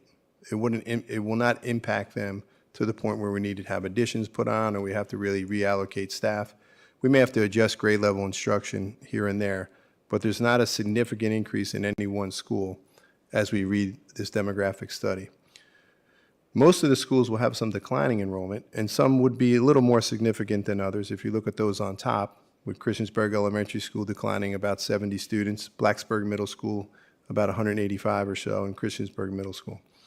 Again, so when we look at the data, the crowdedness in our schools, especially in the Blacksburg areas, Blacksburg Middle, Blacksburg High School, we were worried about what that new construction means for the future and the growth, what that's going to look like for those schools that are close to capacity now. It doesn't appear like that's going to be an issue, and that the current capacity we have will be sufficient, at least for the next 10 years, from what this demographic study predicted. Some of the reasons for the decline, our overall population in the country has gone down. The baby boomers have gone through, and having children is declining. I'm one of 5. All my friends had 5 or 6 kids. One family had 13 when I was growing up. Very rarely do people have as many children as we used to, and people are often delaying having children until they get older. And one interesting statistic when I talk to the demographer, I look at those developments off Peppers Ferry Road and those ones off Price's Fork, and I think, okay, new houses, that means a lot of kids. We're going to have to, deal with that surge when it's coming. Because when I've done this in the past, a new single-family home would generate 1.4 kids on average, and that was only 5 or 6 years ago was the prediction. Their prediction now is significantly less than that, less than half a child for each single-family home. And that's significantly different from what it used to be, and maybe one of the reasons why this decline in enrollment and the demographic projections are what they are. So, next slide, please. The conclusions one could draw from that, at least the one sitting here at the mic, is that our current infrastructure, our 20 buildings, our 20 schools, are significant for the short-term growth we're going to experience in this county, which is actually a decline, even with all the additional housing that's being built. And there may be some minor grade level changes and things that we have to adjust within our division, but I think we'll be fine. And I don't think we need to have any additional schools being built at this point, according to our future projected enrollments. Thank you. That's all I have on that. I'll entertain any questions, concerns.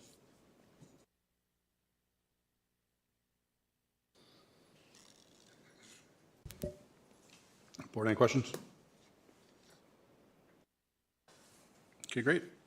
Thank you. Thank you. Next up, we'll get an update on Christiansburg High School. Joshua Bauer, Senior Project Manager from Crabtree. Robach and Associates will provide an update on the CHS additions and renovations. Good evening, Board. Dr. Bragan, thank you all for having me here. I also don't have 30 minutes of content, so we'll try to keep this moving this evening. So we're going to give a quick update on where we are with the construction progress. So let me see if I have control here. So this is the current. Well, actually, this is no longer even the current. Has anybody driven by the site recently? So we have a fence across the front, and we are now starting to demolish the old administration area, which is that one-story piece, in order to make room for the addition. So it doesn't even look like this anymore. So this picture, remember this picture for posterity. So tonight we're going to do a really brief snapshot of the history of the project and the schedule. We're going to talk a little bit more about the phasing plan. We're going to talk about project costs, kind of what the overall project costs are and what we've and how we're planning on spending the money. We're going to look quickly at the floor plans, elevations, and then we'll show you a construction photo and talk a little bit about how that's going to go. So I did notice as I was sitting through the wonderful student presentation, I did notice a couple of glitches in the time, so I'm going to walk you through that. So we were hired in 2021, and we went through programming and community meetings and started the design. In February of 22, the decision by the administration was to hire a construction manager at risk. For those who were on the board at the time, if you remember, the decision was to go with as a team effort and go construction manager at risk. We then sent them the drawings for design development. They came up with the numbers, and we were roughly $28 million over what our budget was. Because at the time, we saw a huge escalation in costs, and until we actually got numbers from the subcontractors, we didn't know what it was going to look like. So we spent the next several months redesigning and cutting about 40,000 square feet out of the building.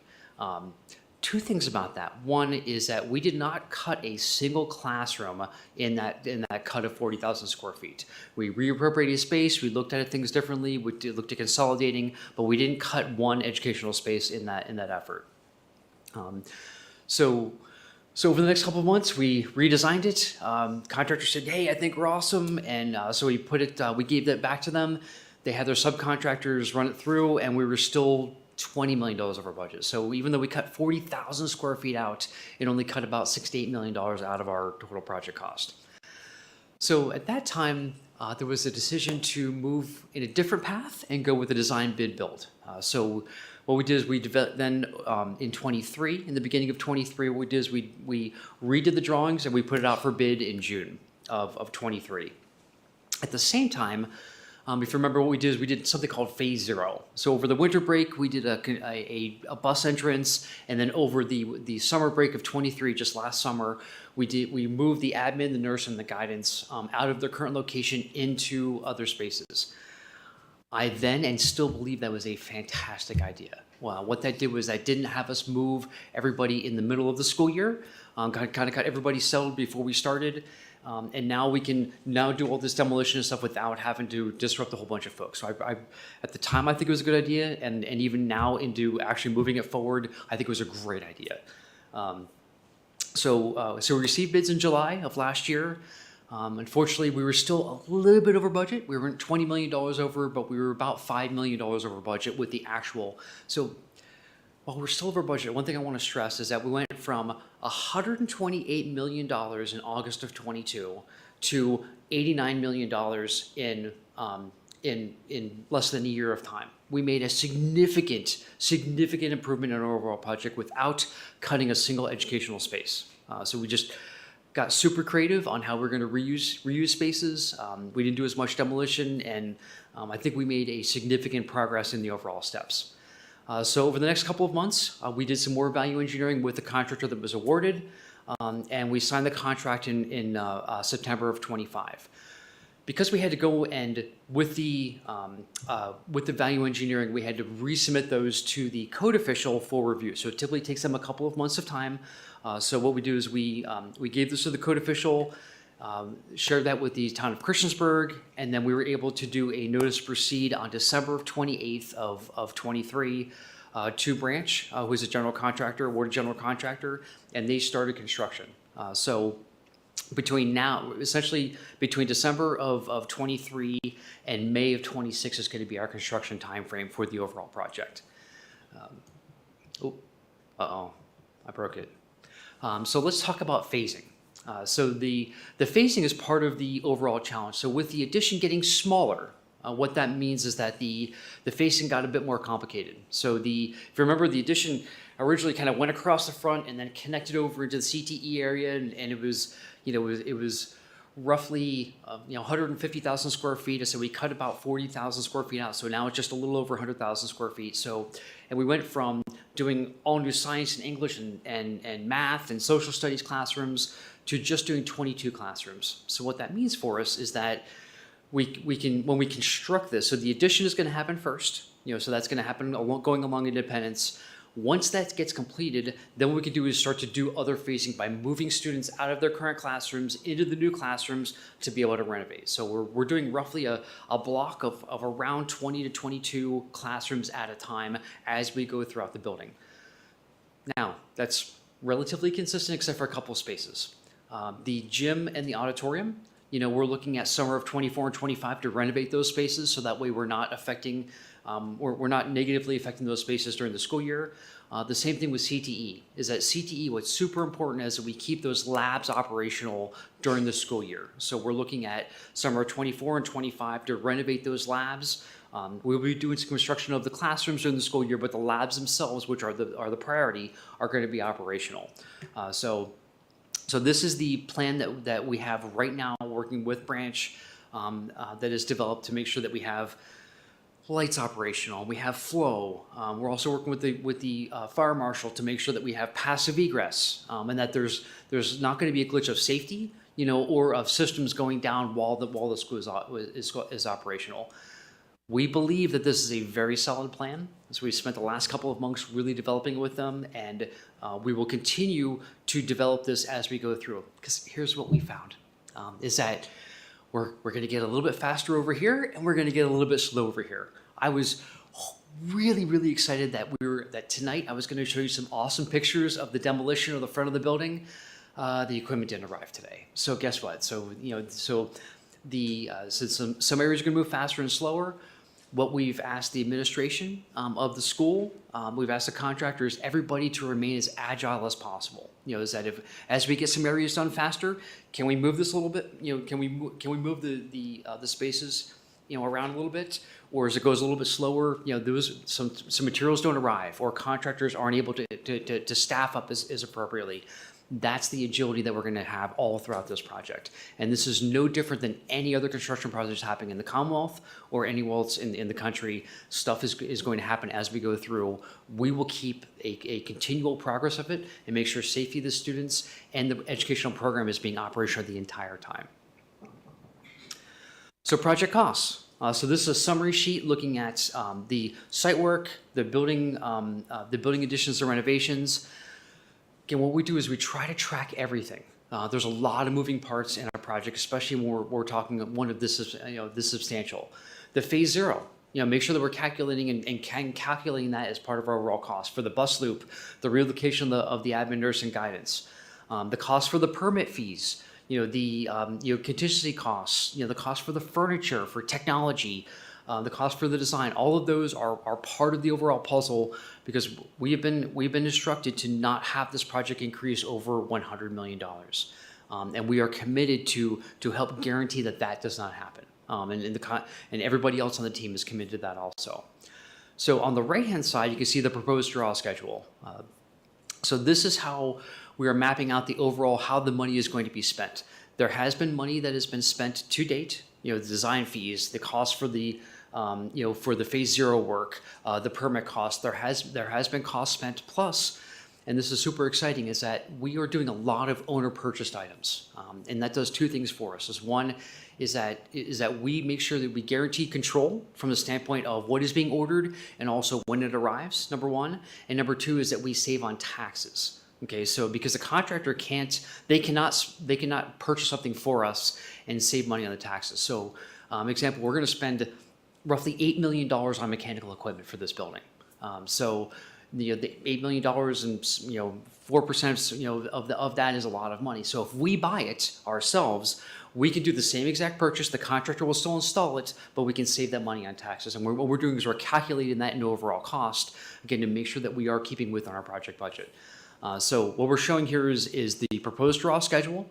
We're keeping track of this every single month of how much money is being spent. We don't overspend and we don't underspend. The contractor can only bill for how far they are along in progress each month. So if they bill us and say, hey, we demolished the entire admin wing and it didn't get demolished, that does not get paid for. Materials, if they're going to buy materials, they have to show us the receipt. If it's stored off-site, it has to have insurance and pictures. There are checks and balances all throughout this process to make sure that we're spending our money wisely and we don't have money walking away or materials walking away. So again, this is what we're showing for the proposed draw schedule, which is in alignment with other projects of this. Some months we spend a little bit more, a little bit less, but again, this is what our proposed effort is going to be right now. So looking at the floor plans. The floor plans have not changed since the latest design, showing the addition, the 22 classrooms, the secure vestibule with the administration, the cafeteria, the new kitchen that's happening on the ground floor, so the renovation, the auditorium, the locker room renovations.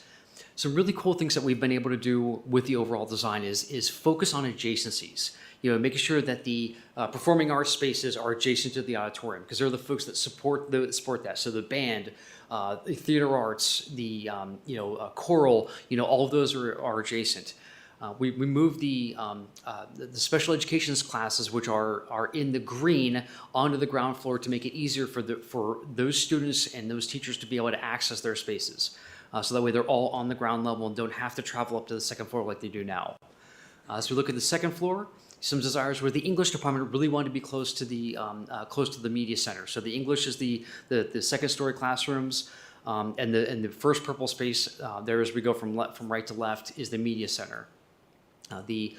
Some other great things we've been able to do is the auxiliary gym, which is directly adjacent to the main gym, which allows the ability for events to happen. If it's a basketball tournament, volleyball tournament, wrestling tournament, you can actually have a connection between those spaces as opposed to having them in completely different locations. We've been able to provide all brand new science labs and all of the CTE spaces, which are on the top right. We are renovating every lab, every space is getting improvement, and every lab is getting a separate classroom, which is recommended by the Department of Education. So now as we move to the outside, these are just some renderings of the exterior. Some super exciting things. We got to pick the brick. So they showed up on site with the brick. So we got to confirm the two different colors, the dark gray and the tan. Next thing is going to be the picking of the mortar. So they're going to do some sample panels. And the next time that we get together with you guys, we'll show you some of the mock-up pictures of the mock-up panels. So what's going to happen over the next couple of months is so right now in construction is that it's not super sexy. There's a lot of dirt that's moving. We're doing a lot of underground stuff. We're moving dirt and putting utilities in, so it's not really evident on how much awesome is happening. But what's important is that we're establishing the foundation for what is going to happen. So as we move into the April and May timeframe, you're going to actually start to see the walls going up. Because right now what you see is this. So we just moved a whole bunch of dirt, but we're working on the foundations, and it's going to start to get super exciting. Before you know it, we're gonna have this elevation. This is what it's going to look like in a very short period of time. We're looking at less than 16 months, and this should be the front elevation of the building, looking from Independence. So a couple things about construction is that this is the camera that is currently sitting on top of the building, looking towards Independence. We are finally at a point where I believe we're going to make this live. So we're working with the school division to put this onto the school division's website. We didn't like this as much as a camera that would actually be on Independence, so we're now working on putting a second camera. So we're going to have a camera from Independence that's going to be looking towards the building, so you're going to see some more activity that's going to be happening. It's going to be live streamed, so there'll be 2 live streams on the site. We're also going to be doing pictures, so there's going to be a history of time. So you'll be able to go in and see past pictures we're not quite sure if it's going to be daily or how it's going to be, but there will be snapshot pictures that you're going to be able to go back through the history of the time of the project. We're also going to be giving those pictures to the school division so that way you can have them for as the project develops, showing that addition happening. We're also doing drone photos. I am not the best at drone, but we're still going to do the drone photos, of that, which we'll be sharing also on the site. So again, while it's taken us a little bit of time to get here, the exciting thing is that over the next couple of months, there's going to be a ton of activity and a ton of exciting things that's going to happen that's going to be very visible from Independence as you drive by and also on the cameras. So with that said, I promised I didn't have 30 minutes. So are there any questions that anybody has? I'm more than happy to go back to anything that we want to talk about.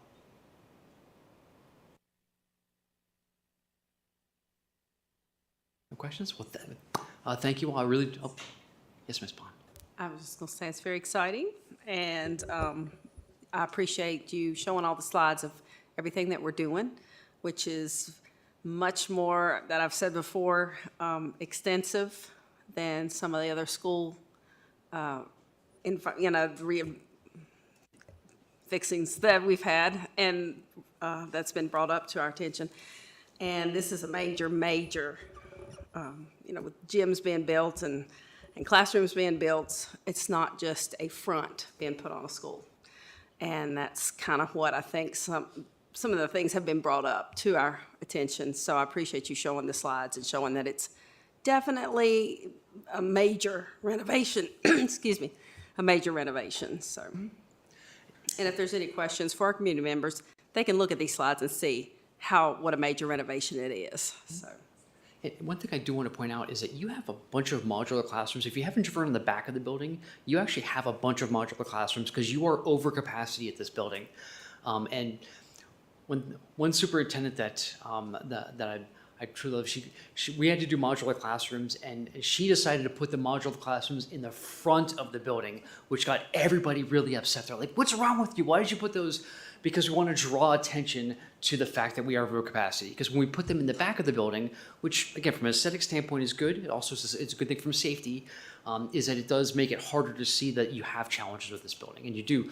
And so part of this is that, again, we're meeting capacity, and we're creating a little bit more capacity than what you currently have, and we're able to get rid of those modular classrooms as part of this, which is going to mean that all the students are going to have classrooms inside of the building. Well, and adding the second gym too. Yes, ma'am. I don't think a lot of community members realize that, that high school is the only high school in our county that doesn't have a second gym. Mm-hmm. So that's not a small undertaking as well. So. Yeah, so I'll just echo Ms. Bond.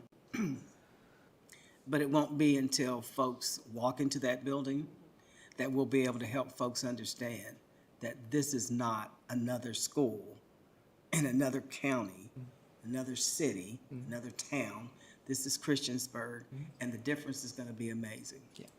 We're gonna look like the rest of the schools, high schools in Montgomery County, and it's about time. Thank you. Okay, well, thank you all. Have a great Just a random question, sorry.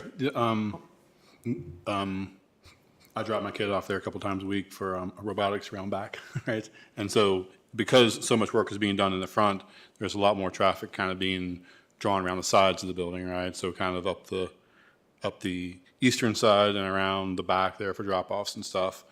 That road's getting chewed up pretty bad back there, and I'm sure that's going to happen over in the area where we have the bus loop currently. Are those areas going to be repaved as a part of this after things get done? Yes, and that's been brought to our attention. We're actually making some repairs right now. So as the bus is coming out, it's actually, that parking lot was designed for a car parking lot. It was not really designed for buses. So we are making some improvements now to try to reduce any further destruction of that. And we are working on doing an overlay, or if it's worse than that, we will have to do additional repairs. But yes, what we're doing right now was not how it was originally designed for. Plus, it's also over 20 years old. So, but yes. Okay, great, thank you. Right. Mr. Barrow, I have one question, if you don't mind. Yes, sir. And only one. Are we on time to get it done, August of 2026 still? Yes, sir. Yeah, the You hesitated, you're scaring me. I thought I threw you a softball. Sorry, it's been a little slow. So yes, sir, we are very much on schedule. I said, so far, everything has been really positive as far as what we found, and even with the soils on the site, the really key to the success of this is going to be the addition. And the good news is that's all new work. So yes, everything that we're getting from the contractors, that we're very much on schedule. We're even said agility is the challenge here. So one of the things, speaking of agility, is that we're actually ordering in order to make sure the generator is arriving on time, it's being ordered from Brazil. It's the same manufacturer, but we could not get it in time. So the contractor actually went and found a generator in Brazil. They're going to be able to fabricate it, same specifications, to get it here on time. So we are very much working to make sure that we are meeting the schedule. So the answer is yes. Yes, sir. All right. Should that change or something happen, just keep us informed. It's really important. And as Ms. Franklin said, we want to walk through those doors, and that's when it comes to fruition for everybody. So I appreciate all your efforts on that. Thank you. Absolutely.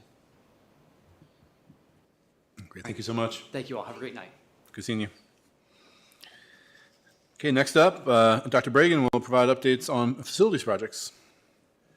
I know we had that scheduled for the updates on the MCPS projects, and it's really Dr. Whitaker's undertaking, and she put this all together, and she's been working hard with her team to bring this report to you and share with you. She couldn't be here tonight, so if it's okay with the school board, I would ask that we present this at another meeting where she can be out here and really talk to you at length. I mean, I could do it and go over and give you a high-level view, but I think this is really her baby, and I think she'd want to do it if you would allow me that option. She was not able to attend tonight. Appreciate it. Thank you. Okay, thank you. Next up, Michelle Knotts, Supervisor of School Nutrition Programs, and Angie Bland, Supervisor of Purchasing, will provide an update on the RFP process for the School Nutrition Program.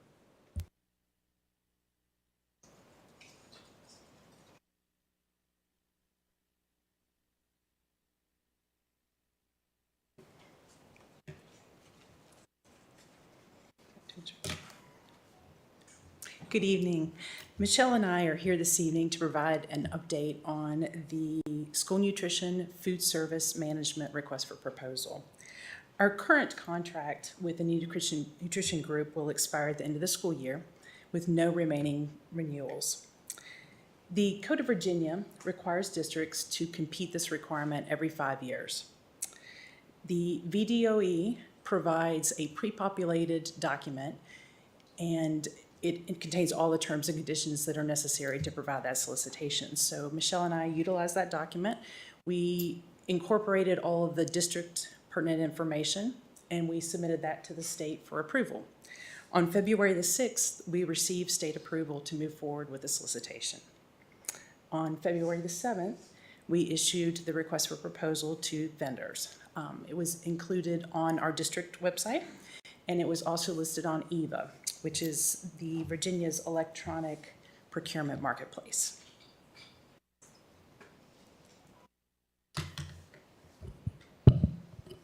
Good evening. A committee was formed to review the proposal and to attend the vendor presentations, the negotiating meetings, and to score to select a firm to award.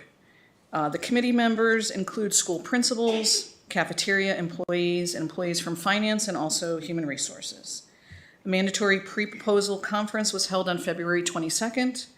Attendance at this meeting is a prerequisite for submitting a proposal. The purpose of this meeting was to provide an overview of the district's needs, answer any vendor questions, and provide site visits at several schools to allow vendors to observe the current food service process. We had 4 companies attend the mandatory pre-proposal conference.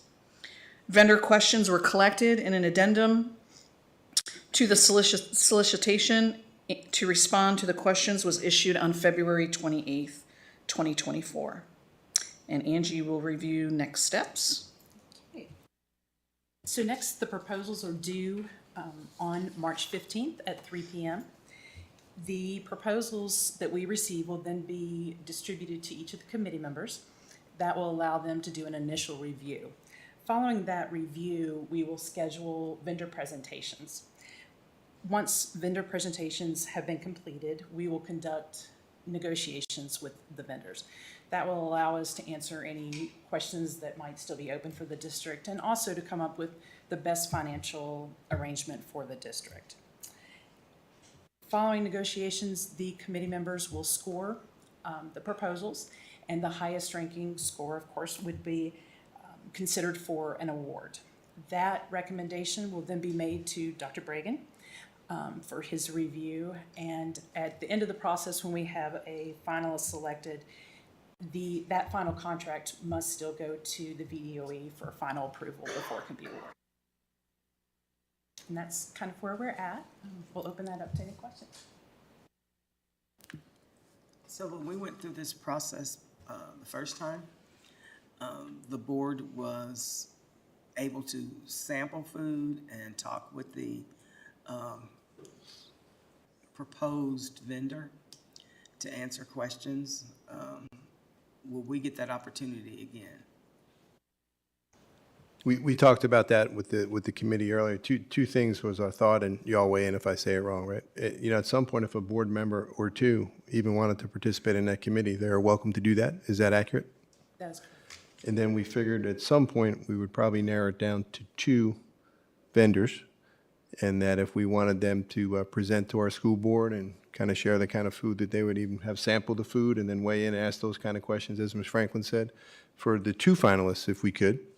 We're permitted to do that, correct? I think that would be a nice opportunity if we can do that. I know there are 2 separate board meetings, I believe, in April, so you could schedule one each night, or you could do both at the same time, whatever would be the preference of the board. We might need 2 to clean our palates.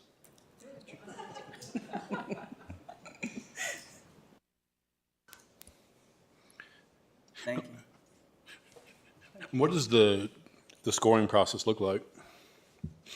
So there is a weighted criteria. There are several factors that you look at. The first would be their plan for providing the overall service. We also look at experience and qualifications. That's a factor. We also ask for references from other school districts, and we definitely do our homework. We did a great deal of that prior to awarding this last contract. In addition to that, the cost, of course, is one of the primary components of all of that. Cool. There's a standard scoring grid that is part of the template that is given to us to use from the state, and we, of course, have adopted that and is using that criteria. Okay, great. It'd be good for the school board to be able to taste it, but I think it'd be even better for some students to get to sample it as well, since they're the ones actually having to eat it. Nice to sample the food, but I want to speak to these folks and make sure that they're going to treat people who they bring into our district right. Absolutely. Thank you. Yes, we have a question from one of our student reps. Hello. So I might have zoned out for this, but since this is affecting the student body, right? Will students have an opportunity to see or even take a sample of this new kind of food arrangement? We could certainly, if it's the board's direction, if there's students that could actually attend a board meeting that where we're bringing them in. They could do a presentation, they could do a sampling. We can certainly work something out. Perhaps even some of our school board representatives. Oh, we're being taste testers now. Okay. That's fair. I think you just signed up. But I think it's a really good idea, and Ms. Franklin had mentioned that too. If the students are going to be eating the food, maybe have a representative sample body to participate. Absolutely. If we wanted to bring them in for presentations, they could spend the entire day. We could even look at maybe taking them out to schools and have a sampling available to students, you know, at some point during the day. There's lots of ideas that we can throw out there. Awesome. I know a lot of the food service workers are employed by the nutrition group that work in our schools. So if we went with another vendor, then does that mean kind of rehiring people, or people in their current positions would need to be rehired to work for a new company if a new vendor were to come in? Yes, Ms. Purcell. Typically, that's how it works is we would want our employees, and I'm speaking as a whole, the food service team, those that are working for the current contract food service company would have the opportunity to interview and apply for the positions with the new company. Typically, that acquisition is a very high percentage of people that will roll right into the new company. Very small percentage might fall off, and truly the reason that I have seen is because another background check is conducted, and if something has happened in between the time period of when they had their first background check done and the newest one, that might be cause, but really it's 1% or less that I have seen. Thank you. Welcome.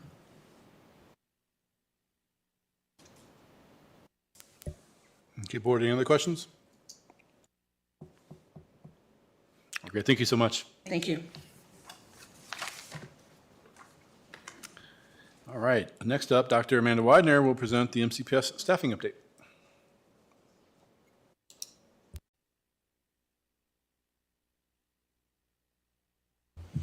Good evening, Chair Hudson, board members, Dr. Reagan. I'm here to give you an update on our current certified and classified vacancies for the month of March. As I typically do, first is a comparison of where we are today compared to where we were a year ago.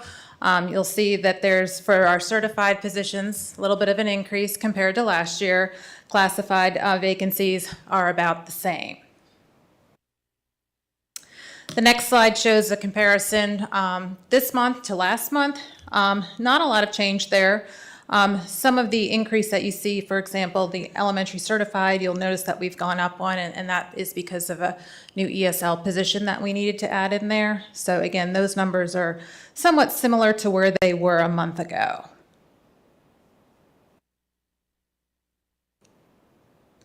And now I'll go through each of those categories just to kind of indicate specifically where the vacancies are. So for our administrator roles, we still continue to have that 10-month special education coordinator position open. At this point in the year, you know, we're getting ready to start Q4 soon. It's likely that we will not fill that position this year, so but we are reviewing applications and with the hope that we will be able to fill that position for next year. These are our certified elementary vacancies, so teacher positions. Again, a lot of these positions you've seen before. Some of them have been vacant for some time. We do have long-term subs in several of those positions. So now as we look to next year, it's unlikely at this point in March that we're going to fill these positions for this year. That doesn't mean we're not trying to. We still continue to review applicants. But I do want to point out, for example, our 2 special education teacher openings in elementary, which are currently at Auburn Elementary and Christiansburg Primary. We have long-term subs in place, but we have filled those positions for next year. So we do have candidates who've been recommended and approved, and those positions are filled for next year. And then you'll note there is a new position there, an ESL teacher, which was added based on increased numbers, and we have to be compliant in terms of meeting the needs of those children. So those are our certified elementary vacancies. There are our certified secondary vacancies. Again, if you look at that last column today, Those are very similar to where they were last month. So for many of these positions where we may not be able to fill them this year, we are looking to fill them for next year. All right, moving over to the classified side, we'll start in facilities. We are continuing to look to fill our 2 HVAC positions, and I will note that we've had some recent applicants. So I'm hoping that we'll be doing some interviews there. Ground maintenance, we're looking to fill that position, and I believe we actually have interviews set up this week for that position. We have recently done interviews for our construction project manager, and the committee did recommend a candidate there. And then computer technicians positions, we have filled one of those positions, and then there is another candidate who's been recommended. So we've made a little bit of progress there. In the transportation department, we do have one 6.5-hour position that is open. 3 4.25-hour positions, but there are 2 candidates that are in workflow that have been recommended for those positions. So we're in the process of filling 2 of those positions. And then we are accepting applications for a mechanic, 2 bus aides, and an administrative assistant position. We've reposted our job posting for the executive administrative assistant board clerk. We have filled the administrative assistant position at Mont Central. We are accepting applications for our open floater nurse position. We have a new vacancy at BMS, the ISS paraprofessional. That vacancy recently happened, so we're accepting applications there. We have filled the last instructional paraprofessional position at Eastern Montgomery Elementary School. We currently have 8 vacancies for special education paraprofessionals. AES was recently filled. We do have 1 candidate that's recommended, and then we're in the process of reviewing applications for the other open vacancies. Our lunch recess aide positions, CPS has recently filled 2 positions there, and we do have 2 new vacancies at Gilbert Lincas and KIPS. A lunch aide position is open at Gilbert Lincas. Our elementary custodian vacancies, we currently have 2 vacancies. We have recently filled a position at Eastern Montgomery Elementary School. Falling Branch and Prices Fork had recent vacancies, but the good news there is we already have candidates who've been recommended for those positions. Secondary custodian positions, we currently have 6 vacancies. We've recently filled a position at Blacksburg High School and Auburn High School. There are currently 3 candidates recommended for open positions at Auburn Middle, Blacksburg Middle, and CHS. So we hope those will be filled soon. And then we are accepting applications for 2 positions at Auburn Middle. And then we've had a very recent vacancy of someone who retired at the Ops Center. So those are our custodian vacancies. And then lastly, I just want to give you some data on our substitute information. So we currently have 527 substitutes. So that does include 4 new substitutes this month. There is our substitute fill rate for the month of February. We were down a little bit compared to January. We were over 90% for teachers in January, so slightly down in February, not quite 90%. And then our paraprofessional fill rate was definitely down. It's 34%. It had been over 40 in January. I also broke it out by community. I did want to show you this because we have added some additional designated sub positions in the Eastmont strand. We added a 2nd designated sub at Eastern Montgomery Elementary, Shawsville Middle, and Eastern Montgomery High School. And I think that's definitely made a difference. You can see that their fill rate is now more similar to the fill rate in the other strands. So while that paraprofessional fill rate is not as high as we would like it to be, at least I think that among the strands we see some more similarity in those numbers. So I think the addition of those designated subs has hopefully helped. Any questions?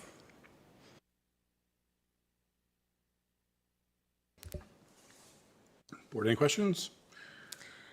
Okay, great. And I just wanted to put one question before the board, just in terms of making this information useful for you. We are approaching the 4th quarter of the year, and this is the time of year where we typically put a lot of our focus for our certified positions on filling positions for next year. So for future updates, do you want me to look at our current open positions for next year?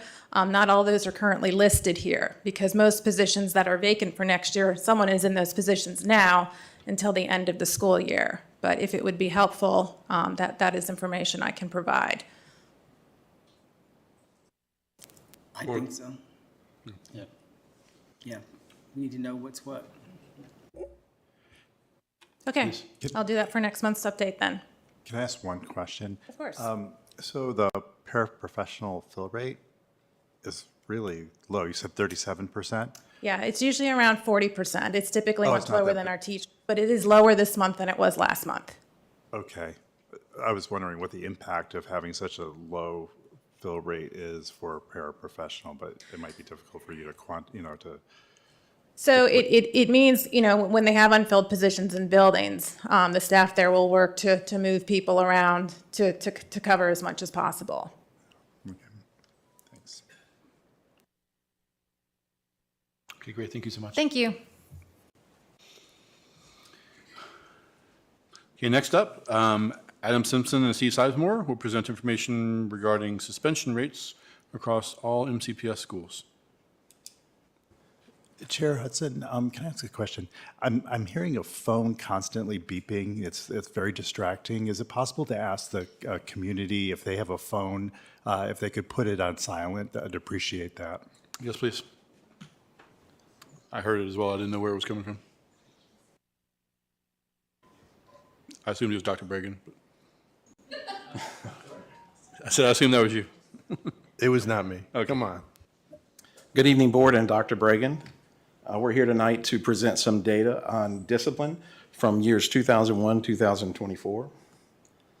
Purpose of this presentation is to share information regarding suspension rates across all MCPS schools. Data are included from the past 3 school years and across student groups to demonstrate trends over time. We wanted to include the mission and beliefs, just as a reminder that we are committed to these statements no matter the setting, the situation, in the classroom, on the school bus, in the hallway, the athletic field, when students are behaving well and when they make poor choices. And we are focused on the whole child, and we do operate from a student-centered approach. Teachers, counselors, and administrators use a wide variety of preventative and proactive measures on a daily basis to help students navigate behavioral issues so that they do not result in suspension. Our policy on suspension references that suspension or expulsion should be used as a last resort after using alternatives to suspension in accordance with a leveled administrative response to the student progressive discipline matrix. So with that in mind, we are presenting data on when those preventative measures are not successful and when we do have to assign a suspension in order to protect the learning environment. So just wanted to provide that context before we jumped into the numbers. First slide is enrollment summary by student group. You can see our total population, 9704 in 21-22. 9730, 2223, and 2324, 9430, and each group represented.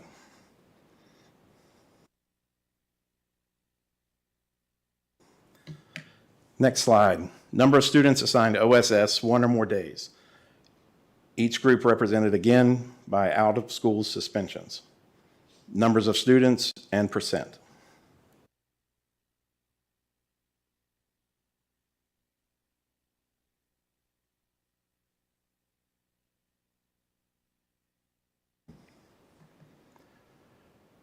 The next slide, we wanted to represent the students with 504s and students with disabilities and non-IEP and 504 students to try to break it out so that we could see the total numbers of students there.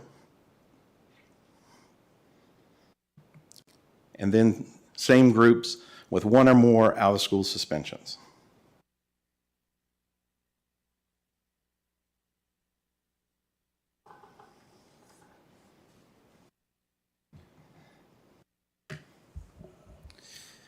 All right, the next series of slides are going to show a comparison representing percentage of students, starting with all students and then broken down by student group.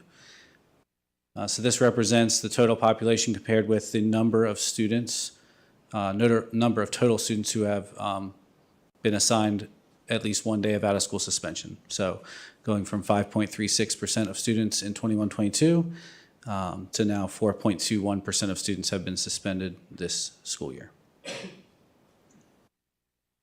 So the subsequent slides are all the same, broken down by student group. So what you see in the blue is the percent of students represented in that group compared to the overall student population. So the blue bar is the population, and the red is the percentage of students in that group from the suspended group, meaning 1.35% of the students who were suspended in 21-22 fell into the Asian student group. So you can see the 3-year comparison for each group. So I'll kind of click through those and, yeah, I'm sorry. So let's just stick with the first graph. So in 21-22, 3.64% of all of our students were in the Asian student group. 1.35% of the students who were suspended were in that student group. Does that make sense? Okay. All right, so this represents our Black student population.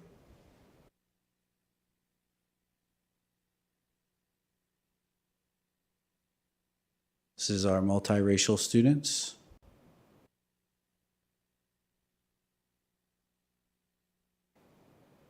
Hispanic students.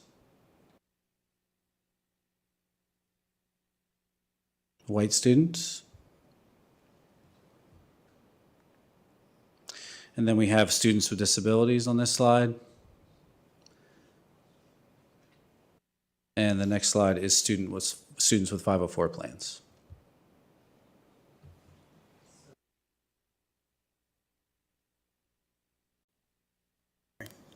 So if you're a Black student, a mixed race student, a student with disabilities, or with a 504, you are really in trouble in Montgomery County because you're going to be going out.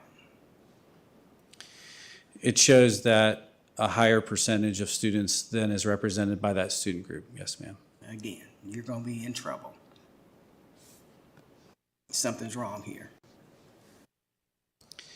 We definitely are concerned by this data as well. This slide, you see some increase or some improvement in the trends here, and then we have the students with disabilities and the students with 504s. You can see the difference in the size of the graphs. Right, but this, again, this is over 3 years. I bet you if you went back 3 more years, the data would look pretty much the same. So something's not a real concern, and we need to be doing something different. Yeah, this is definitely data that we have been looking at the division level and also at the school level with principals, talking about incorporating some goals into school improvement plans moving forward and how we can address some of these issues. Also at the strategic plan meeting recently, we did talk about how to infuse some of our work in across settings with our diversity and equity work. Right now, we kind of operate in silos. So how can we incorporate that lens of equity into all of our work as a division? So that was a recent conversation we had. All right, which was a conversation when the strategic plan was put together, that all 5 of those areas would be working together to make things better. And when we added our diversity and equity department, that was supposed to be what was happening. And it shows it's not happening. And it's getting really old. If you're in one of these groups in Montgomery County, and every day you go to school, and the likelihood of you being put out of school or being put in some kind of suspension is ridiculous. How can you expect children to come into this kind of environment and feel like they really feel welcome and they want to learn? How does that happen? It doesn't. And if you look at the gaps between the students, it shows it. And achievement, and that's what I'm talking about when I'm talking about the gaps. And I would agree that those two are definitely connected, right? If we're not engaged in the classroom, if we're not successful, then that's going to show up in our behaviors as well. So we need to make sure we're looking at it together, connected. I agree. Just to clarify, I think you said this earlier, but on all these slides where you have the percent of suspended students, that's covering ISS, OSS, short-term, long-term, expulsion, the whole. No, sir. So these slides in particular are out-of-school suspension. So if we go to the end, there's some summary slides that break it out by ISS, OSS, 10-day, long-term, and expulsion. So these graphs in particular are related to all students with 1 or more days of OSS, out-of-school suspension. Okay.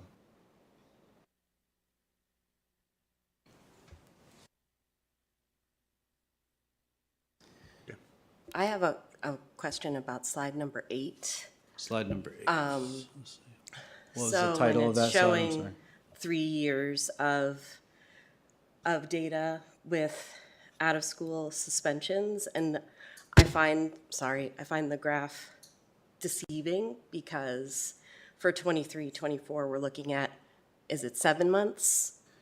Correct. 7 months of data aligned with 10 months of data.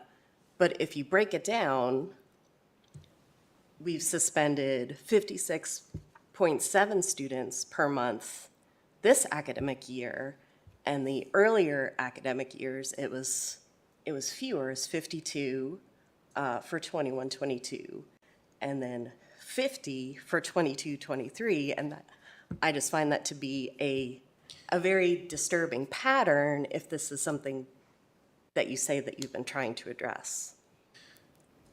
I'm sorry, you said slide 8, so what's the title of that slide so I can?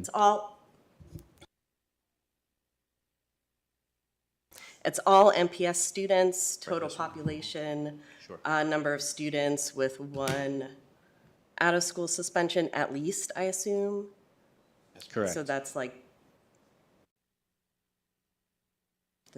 that just seems like the problem is not being addressed, and we're on pace to exceed the last 2 years.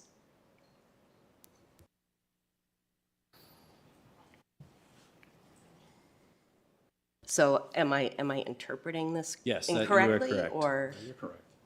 Okay. Right, if you were to probably, we are approaching the end of the third quarter, right? So this represents 75% of the school year, roughly. And so you could project out, well, if we stay on that same pace, where we would land as far as total number of students suspended. So I would say that all the data we're looking at is definitely a symptom of issues that we need to address more proactively. When behaviors exhibit themselves, administrators are faced with decisions to make about is a suspension appropriate? And in most of these cases, if not all the cases, we have deemed that they were appropriate. So the question is, how can we prevent those behaviors from happening in the first place, so that our students can stay in school and be successful in the classroom? So with that statement, without knowing what the students were suspended for, then I would like to see that data so we can see how equitable things are across the lines for all of our students, because that has been an issue in this district also. Yeah, and we can certainly pull that and get it to you. The board needs to see that. Yes, ma'am. Frankly, the public needs to see it too. I think what would be helpful in probably maybe at the next board meeting, this is a initial salvo, a chair in this data, and some of the points made were well taken, right? We're a little more than midway through the year, but it's hard to compare this year's school year with the 2 previous years because it's not a complete school year. Sometimes total aggregate numbers are helpful too, and the percentages as they're listed could be deceiving and could change pretty significantly depending on the number of incidents that occur moving forward. As Ms. Franklin said as well, though, need to know a little more depth of what these incidents were, right? If it's somebody bringing a weapon to school, well, that's pretty significant, and it's also pretty standard across the board how that would behave. But there are other ones that have more gray area as far as interpretation. I think we need to look at those. And as a whole, as a division, this data we need to use and get that sense of urgency to change it, because when when it manifests into maladaptive and inappropriate conduct that results in a suspension, whether it's an in-school suspension, out of school, short or long-term, it's almost too late. At some point, that child didn't feel connected in the building, connected to what was going on. Something happened, whether it was student-led, teacher-led, whatever, and prompted him or her to react in a way that resulted in a negative consequence and being put out of school. This work begins way before that, right? And the work that we're trying to do and working with the equity teams for our Black and brown students and our other minority students, but also with our special needs students, is how do we do that earlier? How do we get everyone involved in it when the students are in preschool and kindergarten, where everybody feels that sense of purpose and connection to the community, that they don't act out in a disproportionate amount to everyone else? That's what we need to focus on. That's what we need to move forward on and continue to do that heavy lift. And I think we need more robust data, and if we would encourage, and I would direct you guys, both of y'all, to perform that for the next board meeting. Yes, sir. Absolutely. And then again, I would like to say, to your point, acting out may not be the same for one student as it is another student, which means our Black and brown students and our students with disabilities are going out of the building disproportionately for many reasons, and we need to find out why. And it's not always the students. I'd just like to reiterate that I know that we're going to be discussing some of these issues at the board retreat. So I think, yes, I would like to see more specificity if there's categorization also at like middle school, high school levels. I don't know if you want to do it at building level. And also, I mean, you presented the data. You haven't really talked anything, you haven't even sort of to address your interpretation or any initial analysis from this, other than giving us numbers. I mean, have you drawn any conclusions from the data as you were looking at it and analyzing it? I believe since the pandemic, post-pandemic, we've struggled to socialize and to re-engage with the community rules and settings that we're operating in. And I think that's been a struggle for kids. High anxiety, high pressure, not understanding what school really is. So I look at the data as saying we need to address and support and nurture those kids.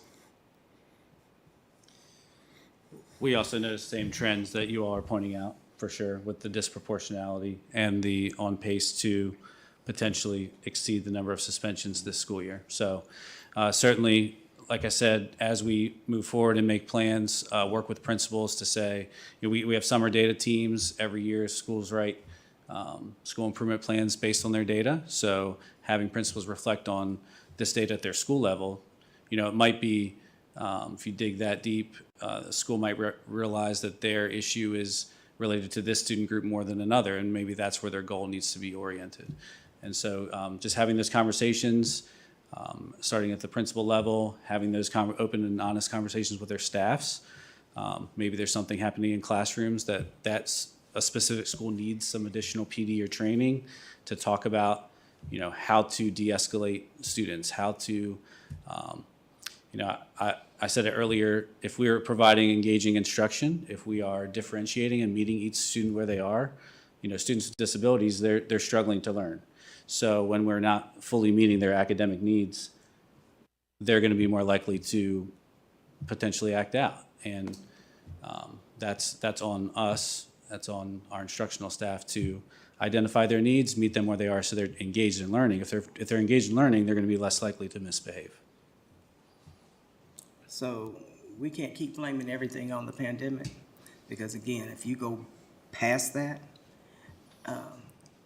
we still have the same issues when it comes to our Black and brown students and our students with disabilities. So there's more going on, and nobody wants to really address it because it's uncomfortable. Well, think about how it is for our students and, quite frankly, our staff who have to watch this.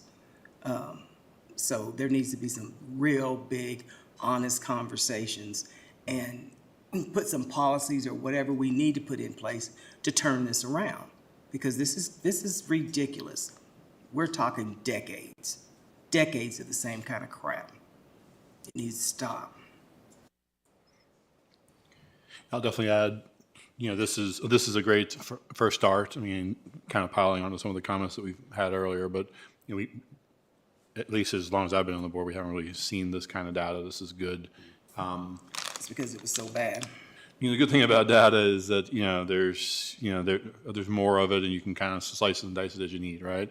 So for me, one of the biggest things I think is to get a better understanding for the kinds of discipline that's going on, right? And to an extent, at least at whether it's high school, middle school, elementary school level, because the kinds of issues that our special ed students might be dealing with in middle school could be different than what our high school's students are dealing with who aren't special ed, right? Or black and brown students in high school, right? So really, that would help us target our initiatives and our policies moving forward, because it's probably not going to be a one-size-fits-all solution for every case, right? This is a great job. Give us more of this so we can actually help. Yeah, sure. I mean, the data can be pulled any variety of ways. So whatever that you want us to do, we can pull it by behavior type, elementary, middle, high, however you want it grouped. If we can get that direction, we can turn that around and provide that for you. School by school. We need to see what's going on in each building. And quite frankly, even at grade level, we need to know what's going on. We can certainly provide that for you. We stopped a little bit short of the last few slides, so just to provide that overview. That's okay. You want to do it? This is just looking at the ISS, OSS, 10-day OSS, long-term suspension and expulsion, and it's pretty minimal in elementary.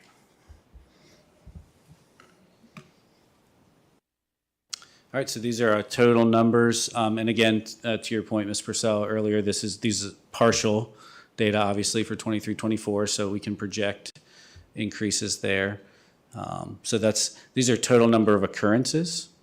So anytime ISS was assigned or OSS was assigned. Okay, so this doesn't break it down into the different groups of students that we identify. Yeah, just a lot more information that we need. We can certainly do that. And then the last slide is high school with the same information. Just trying to show trends over time for the different categories. So one question I have, it looks like in high school as well as middle school, in-school suspensions are approximately the same or a little less than out-of-school suspensions. Why in elementary school are out-of-school suspensions so much higher than in-school suspensions? Most elementary schools aren't using in-school suspension. In-school suspension, it takes a staff member and a support person to be able to monitor that. It's sort of called a reset or refocus room, where we go in and we talk about what the behavior was. We do some teaching, some modeling, maybe some social stories about what's appropriate, and then try to get them back in class. So why don't we do that for in-school suspension for a day rather than kicking a kid out of school more often? I think they would utilize that as much as they could. Yes, sir. But we don't. I'm just confused by why the number of ISS is so much smaller than out-of-school suspensions for kids under 10 compared to other kids. I mean, what are they getting into major fights at school and we're kicking them out of school for a couple days, or? Out-of-school suspension would be addressing the safety behavior, something that's creating something for the school where the principal needs to intervene and remove it to advocate for the other students and keep the students having the difficulty safe as well. And we don't have the resources available to provide a 1-on 2, 3, 4 instructional person for a day in order to guide a child in how they're supposed to act, keep them in school, keep them writing, keep them reading. And that's what we do. That's what the administrators will do, and that's what keeps the OSS numbers low. But we would need more, a refocus to get a refocus room going intentionally in a school that had behaviors that would warrant it. I think typically, and correct me if I'm wrong, I know you are elementary principal in our division, so you have experience with that. typically when I was an elementary principal, and it wasn't in this division, but we didn't have the high volume or high frequency of incidents that would necessitate that you would more likely have at a middle school and a high school, where you have enough infractions that would justify having a dedicated staff member all day doing in-school suspension. However, maybe that's something we want to look at to reduce the number that are out of school. So if we want to provide that opportunity and put those resources there for dedicated staff members at the elementary level to perhaps provide that service, it's something we should explore. Yes, sir. Worth looking into. I mean, a loss of day of education, based on the other data that we were looking at, this assumes these are probably IEP and 504 students. Those are students with dyslexia, ADHD. Black and brown. Black and brown. That a loss of a day of instruction is a significant thing for those kids. I don't disagree. I think we need to look into that as an option, but I know why they haven't in the past. Yes, Is because the infractions weren't as significant enough as they would be at middle and high school, where you would dedicate a dedicated staff member for that, to do that on a regular basis. But we could definitely look into that. Okay. And then another thing that I just want to highlight and point out to everybody's point, the black student slide, we're doing something wrong this year. I mean, we're going to hit 15% if we're not careful. That's four times the enrollment of black students in our school. That's twice what we did in 2020, what we had in 2022, 23, or 21, 22. So potentially, these slides in particular don't follow that same pattern that you can project further, because this is relative to the student group. So this says that 11% of students who were suspended were black. That actually could go up or down, whereas the total numbers are almost guaranteed to increase, if that makes sense. Okay, So that's a fair point. this could actually stay the same or go down by the end of the year, where the chart, you would expect increases. But we're still looking at a triple representation instead of a double from our historical No, I understand. data. Just wanted to clarify that That's right. it might not be an upward trend for the rest of the year. When did we cut off this data for 23, 24? Is it as of end of February? Right, it would have been the Friday before, so end of February. Okay.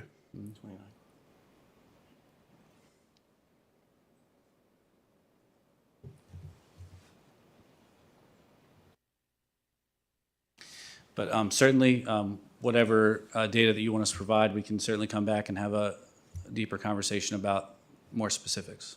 Yeah, same breakdowns for long-term suspensions and expulsions would be good too over the past several years. Sure. By student group, yes, sir. So, I have a question. Do we not archive presentations on information, how the board receives it? Because in years past, and I know because I've pushed for it, it has been broken down in all the different ways that the board has reflected on tonight. And do we not go back and look at that to see what we're doing, to be consistent on how we're putting data together and presenting it? I can't speak for these two gentlemen, but I'm going to hazard a guess that we didn't, but we do have that information and we could access it. If the best item would be to use that as a goal, we could definitely go back, and I know we have those archives, whether they're electronic or on paper. Sure.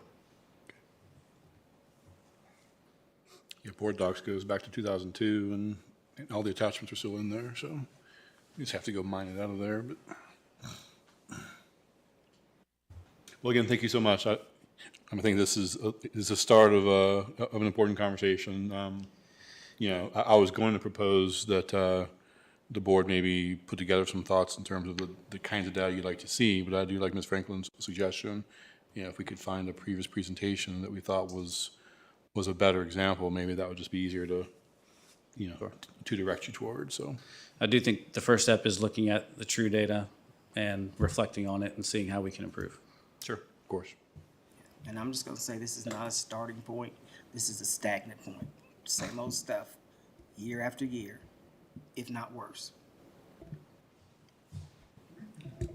Yeah, if we can, I'd like to look at data going back 5 years before the pandemic so that we do have that information saying whether or not the pandemic had a major impact or not. With maybe dropping out mask infractions, whatever year that would have been. Sure.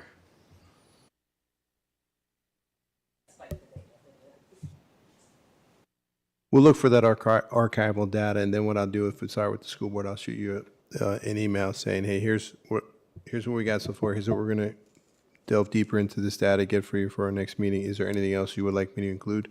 Is that fair? And then just get back to me individually, and we'll make sure we get it. Good. Sounds good. Thank you. Okay, thank you so much. Okay, next up, Karen Fisher with Moms Demand Action for Gun Sense in America will present information for the Be Smart program. I'd like to personally actually apologize for putting you so late on the agenda tonight. We don't always think about the impact. It is past my bedtime. I do apologize.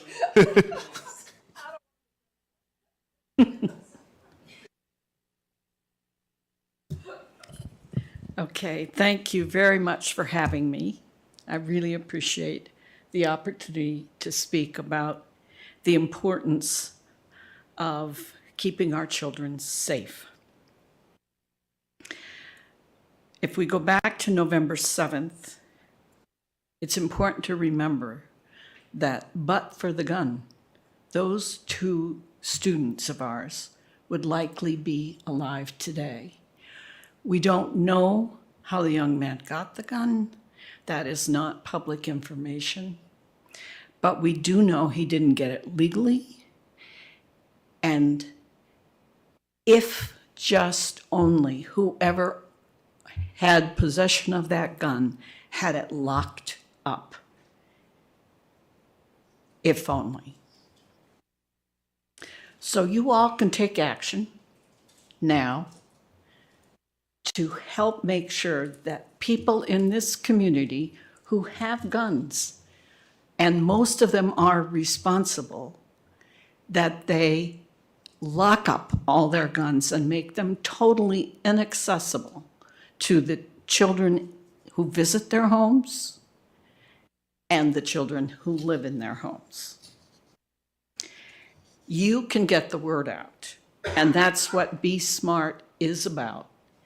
Encouraging people, demanding people with guns in the presence of children, where children live, where they visit, that people lock up their guns. This program was developed with education and advocacy in mind. All right, let's see. There we go.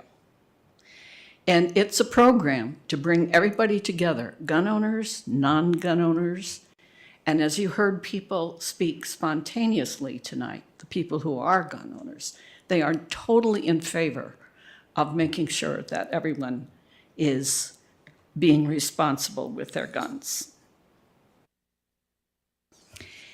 We need to create a culture where locking up your guns is what people do. It's not questioned at all. Changing the culture is hard, but you can have a role in doing that. So firearms are the leading cause of death for children and teens in this country, teens 17 and under. And that's beyond unacceptable. And this is important for you guys, that gunfire on school grounds during the school day, before and after, up to 76% of the shooters got their guns from their home or home of relatives or friends. And it's been in the news that many of the shooters not only get their guns from home, but a few of the parents give them the guns. So Be Smart is a multifaceted campaign. It's a public health campaign.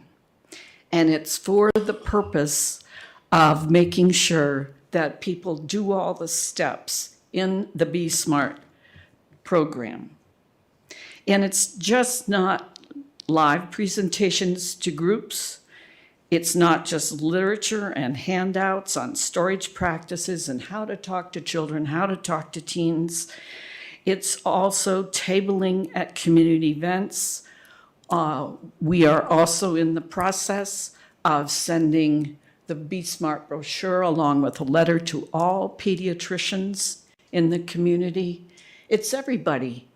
Everybody has a role to play. And we are happy to consider that you might play a role too. So the core message of Be Smart is secure all the guns in your homes and vehicles. The thefts from vehicles are up significantly. Model responsible behavior around guns for people who have them. And this is the part that is missing from other programs, and that's ask. When your children, grandchildren go to other people's homes, if you have guns, how are they secured? And recognize the role that guns play in suicide, and then tell your peers. So more about securing guns in homes and vehicles. About 13 million households with children contain at least one gun. And one study showed, of course, the kids know where the guns are. And if they know where the Christmas presents are, they can find anything. Store guns locked up and inaccessible to kids is the core message. And hiding a gun in a closet, top of the closet, in a container that has a gun locked, but the ammunition is there in a box right next to the gun, is not securing the gun properly. Modeling responsible behavior. It is always the adult's responsibility to prevent unauthorized access to guns. It is never the child's responsibility or the teen's responsibility to avoid the guns. Keeping guns out of the hands of kids and teens is always the responsibility of us, the adults. And when your kids go to other houses or you have guns in your home, make it part of your normal safety conversation you have with your children and teens. And we have a lot of information about how to do that. For little kids, you have to keep the information about what they should do around guns very simple. When I was in Wilmington, Delaware, and doing a similar presentation to kids, one kid told me, he was 6 or 7, well, I saw a gun in the park and I picked it up. That kid never had a conversation with the adult about the importance of don't touch it and tell an adult right away. Asking about unsecured guns in other people's houses, or even if they have guns, is an awkward conversation. It's not something that's part of a normal give and take. But imagine how awkward it is to get that phone call about some tragic incident at someone else's home or even your own. You can email or text. You can make it part of the normal safety conversation. My son is allergic to cats. Do you have any cats? For example, that kind of conversation. And here is something stunning. About 4.6 million children live in a household with at least one loaded, unlocked gun. That household may have several guns. They all may be in a safe, but the one gun left loaded and unlocked is usually a handgun. Recognize the role of guns in suicide. This is really important. Most people who attempt suicide do not die because there is time for someone else to intervene. But with suicide attempts with a gun, there is hardly any time at all to intervene. And 90% of people who try to take their own lives die. That's a much higher fatality rate than using any other means. And it's important to note that teens, as you all know, their frontal lobe is not as well developed. They're far more impulsive. Their emotional temperature is high and lows. And something can happen that really tears apart a young person. And if there's a gun nearby, impulsively, they might use it.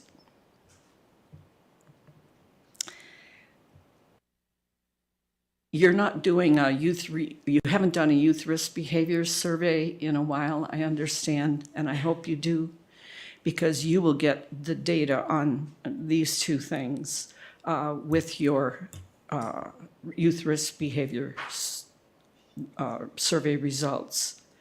20% had seriously considered attempting suicide among high school students, and 41% of adolescents in gun-owning households report having easy access.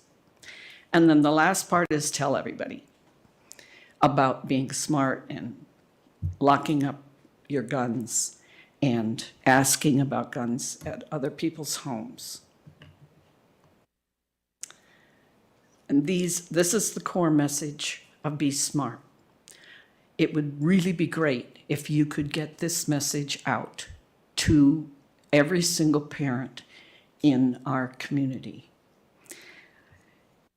You have before you information about a resolution to pass to get the word out. Perhaps you want to send a letter from the superintendent. In addition, we would like to distribute Be Smart information at tabling at school events, and we would like to raise money to provide gun locks to everyone who wants them in the community. If we do all of those things, we will take a few steps forward in making sure that our kids are safe in their homes, at other people's homes, and safe at school. Thank you. It's late. Any questions?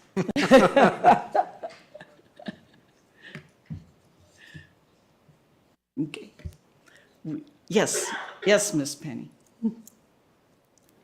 So, are there, because wonderful information, but are there more condensed, like posters or literature that can go Yes. out? And you may have given it to me, I just haven't seen it. We have posters, yes. We have flyers. They're all printable. We just need to raise the money to print them. And we will do that. So, in my opinion, we need to send it out to parents, but we also need to put this message in our buildings for our students to see this, so that if the adults in their life don't understand, they may understand before they go into someone's home, or if they see a gun, or to have those conversations with adults around them to help them understand, lock them up, put them away so we don't know where they're at, we don't see them. Right. So. There is another program that's specifically for high school and middle school students, Sandy Hook Promise. And those conversations are for students specifically and student-led information. They are another great resource, especially for students, but we can supply a lot as well. But our elementary students need to see this too. Ms. Franklin, I'm going to go a step further than just us sending out a resolution annually. We have events at schools all year. This would be a message that we could get out there before at orientations, that we want to start having it at every school, at every grade level as reminders in many different ways, because this is important. And thank you for sharing all of this information with us tonight. When I first ran almost 8 years ago on keeping our kids safe, and safety was my #1 priority. So I can't tell you how much I appreciate you bringing this to the forefront. And we need to make sure that our adults need to realize how responsible you need to be if you do own a gun. Yes. And what we can all do together to try to keep our kids safe. So thank you. And this is something I feel like we can reiterate at more than just sending home something. This needs to be a continual reminder. Right. Not just to bother people per se, but just to kind of keep it back here, because sometimes we say it once and it kind of, Yeah, Just this a campaign continual- has to be repetitive. yes. And it would be great if we could enlist the resources of public relations people so that Yes. we could have PSAs also. And I feel like our law enforcement would Yes. partner with us. I know definitely one would, and help us get that message out, because he is very big on keeping our kids safe. He ran his campaign on that, and that is his first and foremost thing in this community, is to keep our kids and all of our community members safe. So The more so- community partners Yes. we can get involved and have this message everywhere, right, the better. Okay, thank you so much. Thank you. I believe we have resources that we can print posters and put this information up so that kids and adults entering our buildings, no matter what classroom or hallway, they will see it. They will see it.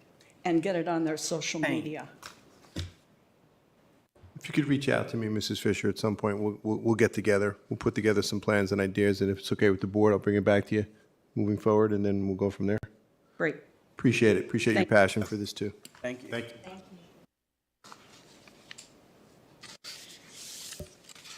Okay, great. And I'll just say before anyone starts coming and telling us we shouldn't be using public resources for this, you tell that to parents of students who have lost their lives in public schools. So Laura brought this up to have literature go home with students a couple weeks ago, and now we have this. Are we going to have something we're going to have a motion on that's actable for policy here in the next couple weeks? So we start sending material home in the school year next year? And are we also going to start putting together these posters that are going to be towards the fronts of the buildings that show? No, all over the building. All over the buildings, sorry, at every entrance, that show people being responsible, locking a gun, putting it in a safe, those types of activities, and reminding parents, lock your guns up. And this doesn't have to wait till next year. There's still time in this school year. Yeah, we can start with posters, and we can send home material too, that's right. What I was thinking was that this doesn't require a board action or a board motion. I mean, we could do a resolution and pass that as Ms. Parton said, once a year, and we pass the resolution and we show our commitment to the cause. But I think what we need to do, we can start right away. And I don't think let me get all the information from Mrs. Fisher and come up with a plan, and I'll share it with all of you. And then you weigh in and let me know what your thoughts are. But I don't think we have to wait. I don't think we have to do a motion. I think we could start doing this stuff right away. All right, thanks. Considering that the county and the two towns are the funding bodies of our law enforcement in our area, I think it would be great if there was some kind of joint resolution commitment between among the four of us,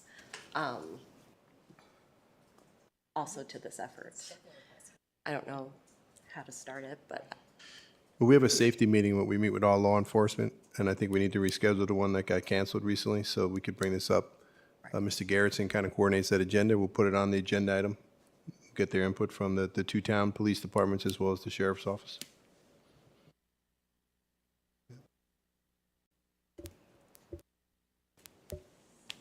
Board, any more discussion? Okay, great. All righty, next up, school board members will have the opportunity to discuss the elementary ELA curriculum committee and review teacher survey data. This is a follow-up from the conversation we had at our last meeting. The board had directed the administration to bring back some more information, have some additional conversations.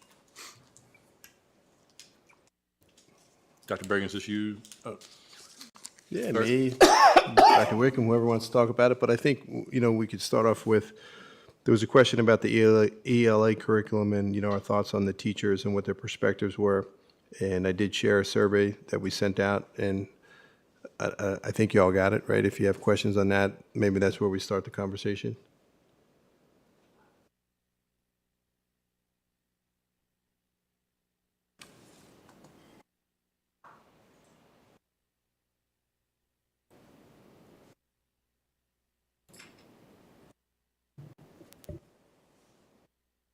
Or not, I don't know, well, if we want to go higher than that, I mean, one of the things was about a curriculum adoption, and I know those discussions that we had with a few board members that, according to the Code of Virginia, if I'm interpreting the comments right, that the school board appoints a committee to approve curriculum, and if you look at the Montgomery County School Board policy, it's done by the administrative team that puts together the committee, and it's not comprised of board members, but it's under the direction of the school board for the administration to do that. So I think at some point, I believe what we talked about was, well, let's have the school board discuss how we should do that and how that should play out. Can I ask a question about that? Because you had mentioned it before, and I looked at the policy, and unless I'm mistaken, it read to me as though it was agnostic on the formation of the committee. Because when I read it, it might have been too quickly, that it just said that a committee was to be formed, not that it was formed by the administration or the school board. So I didn't see a contradiction between, and that kind of makes sense to me, I didn't see a contradiction between board policy and the law. It's just what I read in the board policy is that we don't specify, whereas the administrative code does specify that it is a board committee.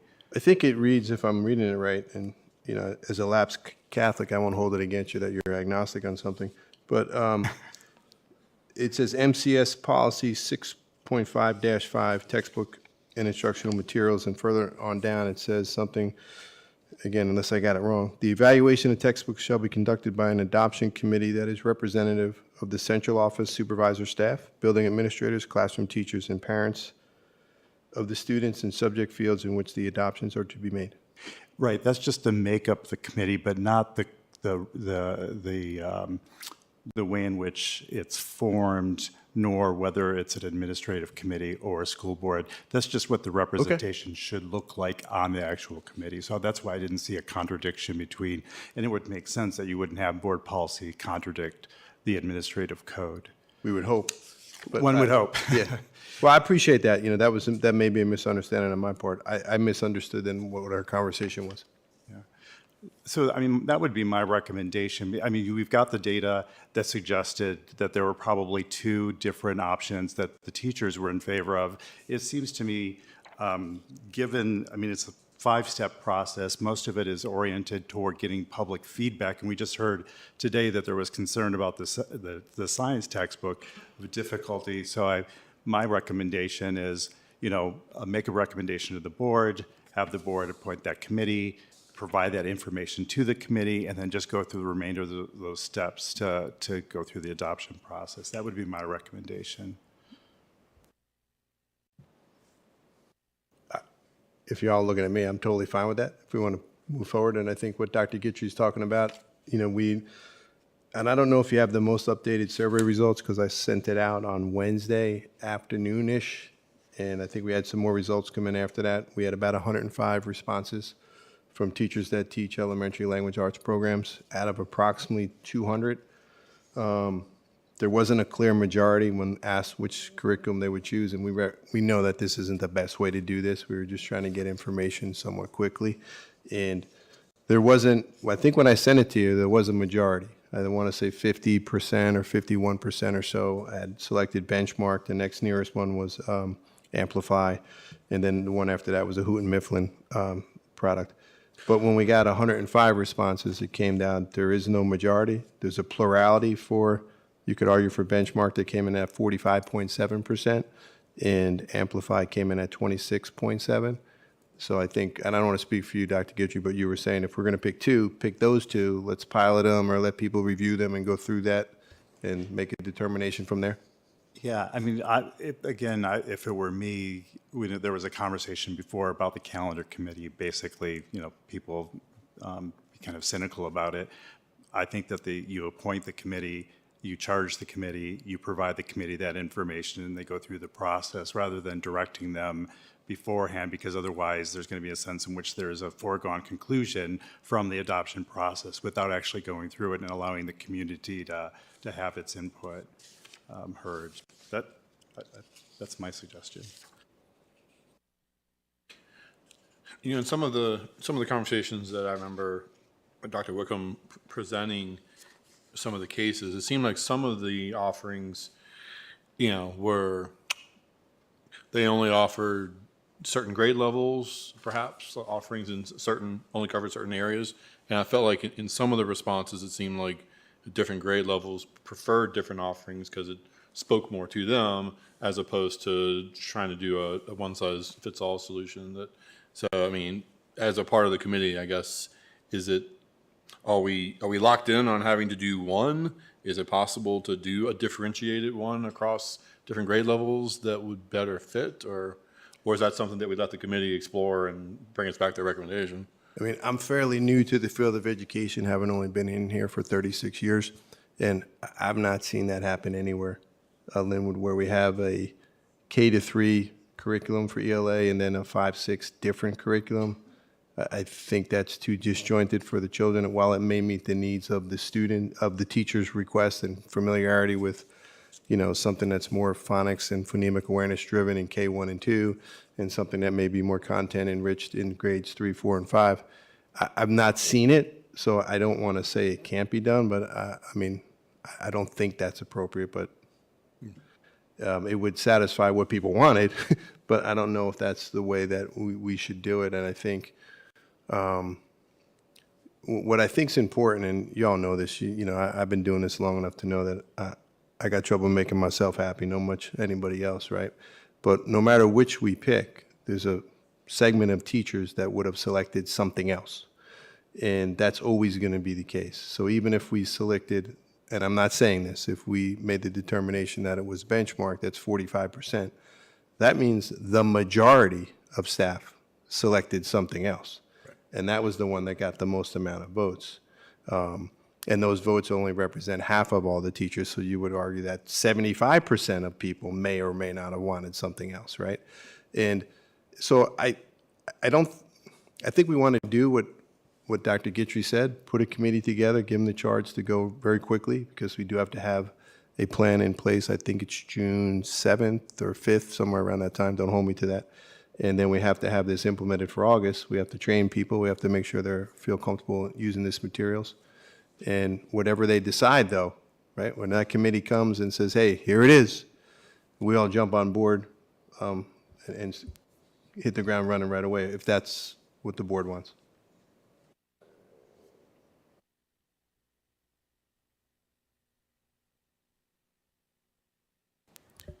The only thing that I would add is just, it seems like the advertising for that public comment on textbooks needs to be formalized from what the policy is. As Dr. Haas mentioned in her public comment, she kind of had to hunt around to find things. So if the policy could be adapted, edited for a 2024 audience where this would go out in elementary school newsletters or social media or whatever, because people are not going to hunt around on the website, except for probably Dr. Haas. Point well taken, and I heard that feedback, that it's got to be in a place that's easily accessible, and if it's not, we need to make sure that is the case. And I would just reiterate that if you look at the procedures that you're supposed to go through in the textbook adoption process, that it's not just supposed to be a decision of the teachers. One of the steps is that, the procedures to ensure appropriate consideration of citizen comments and observations. And so the citizens' feedback is central to that process. So that would be the one caveat. I think we need to move quickly, but in addition to having them be informed of what it is, that we're actually considering their input in that process, so that in the end, it is a collective decision. Agreed. We definitely don't want to do anything because it's a purely perfunctory matter, right? We want to make sure if we're asking for input. And with the survey, I listened to people. Some people had some harsh comments. I appreciate it.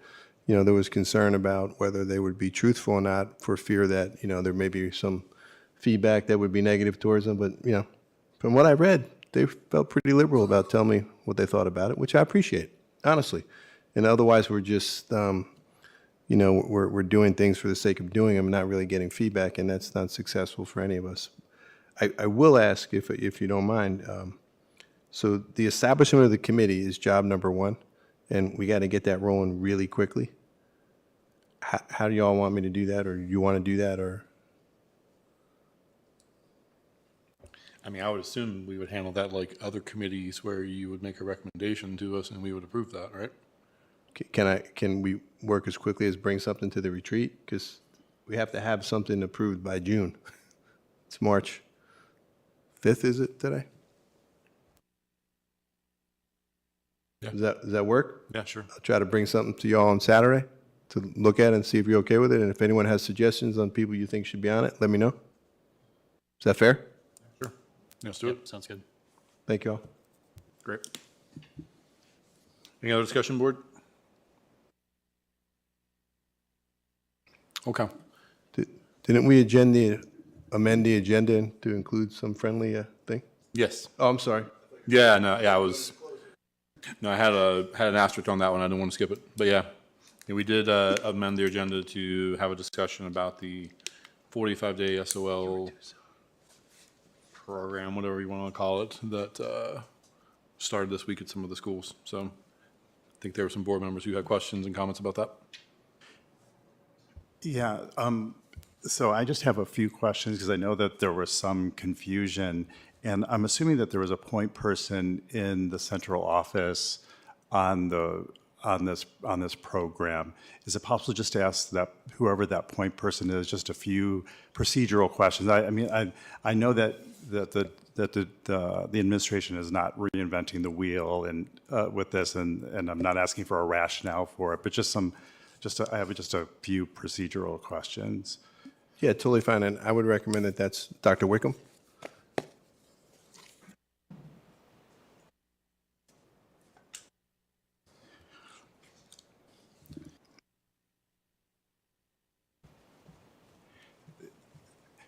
Good evening. Good evening. Thank you so much.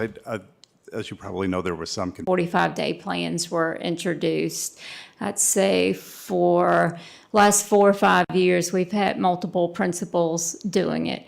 Not a requirement, but something from the VDOE that the VDOE has offered as a strategy, if you will, to not so much prepare for SOL testing, but to kind of make sure that you're implementing spiral review over the last quarter as you're going to SOL testing, because children and teachers are stressed out about trying to cover it. So it's a strategy that's been recommended by the VDOE now for over a decade. So a number of principals have been doing it each year around February or March. It's something that has either been reviewed with typically with elementary principals. This year it was reviewed with all principals as something they could consider to do to kind of take the stress off of testing. Is there more than one middle school that is doing this 45-day review? Because the suggestion to me was that it was just one school, but then I heard confusing information to suggest that maybe it wasn't just one middle school that was doing it this year. Is it more than one? Because it wasn't required, we didn't ask principals to report back to us who was doing it. It was something that was a strategy that folks could try.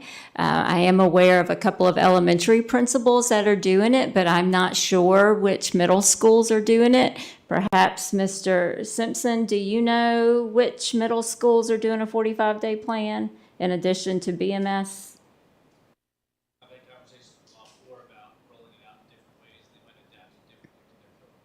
Okay, so it sounds like maybe all of them are going to try it, but it sounds like it's going to be different at each building.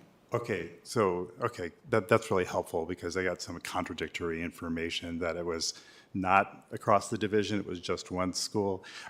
So the other question I had for you is just to get your reassurance, because I think one of the questions was that I know during, say, Bruin Block that gifted students have their pullout then, and there are critical services, instructional services that are provided during that time.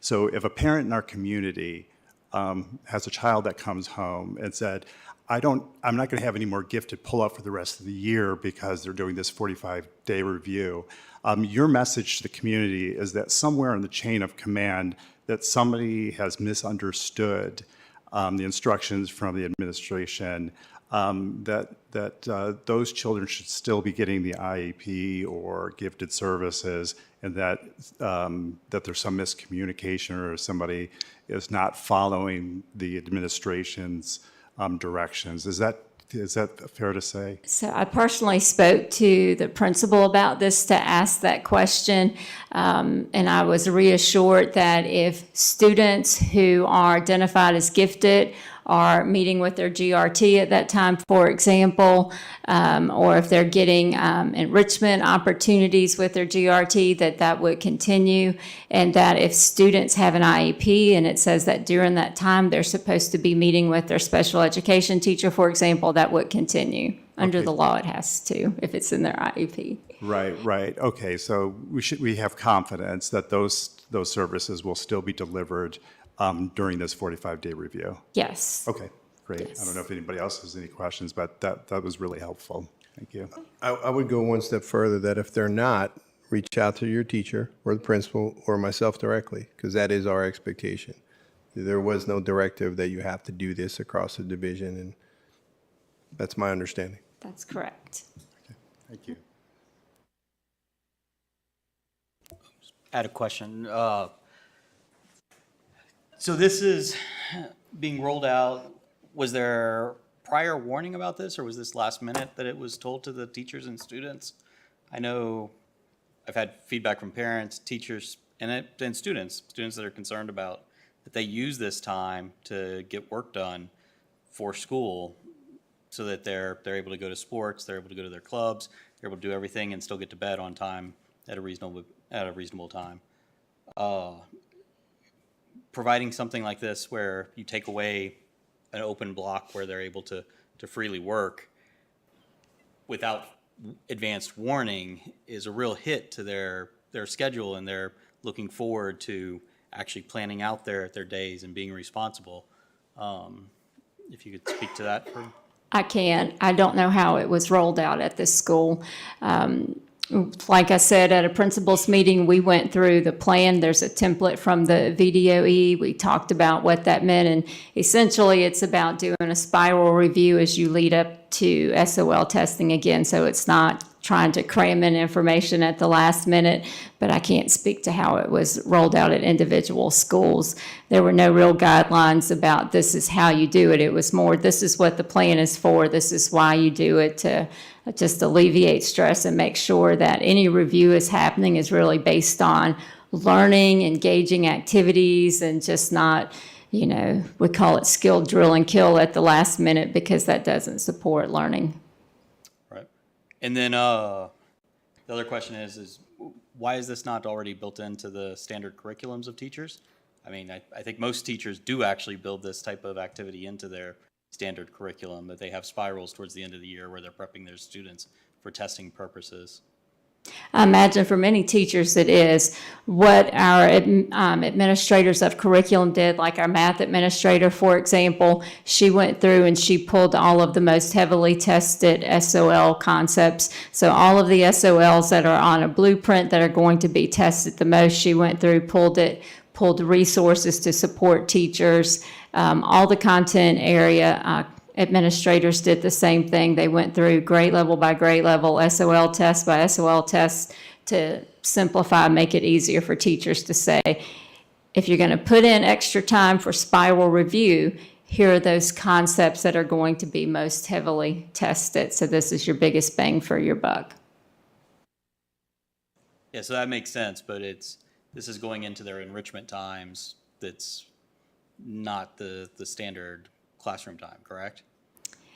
So it can be, depending upon how it's rolled out. So IE time is intervention enrichment time. So if I'm getting enrichment, then likely I don't need the intervention in preparation. But for those students who need the extra support, there were suggestions, ideas that were given to say, hey, you could try this or you could do that, but here are the resources, materials, and the standards that are going to be most heavily tested. Thank you. So can I ask one follow-up question? Are students receiving a grade for the work that's done during that time? Because I heard something along those lines. Is that accurate? That I can't speak to. I imagine that's really up to each individual school. There was no recommendation to give a grade on this work. So that I can't speak to for each school. Okay, because that was one of the reasons why I also was asking about the students who are receiving services during that time, that if there's a grade for the work that's done during their period, but that period is being used for them to get for their IEP or their gifted services, then that would be a problem. Absolutely. So you're going to also communicate to the principals that no student should be put in that situation. So like we said, if a student has an IEP or if a student is getting gifted services at that time, if there's something going on at that time that they're supposed to have, then absolutely that should not change. And we can certainly follow up with that.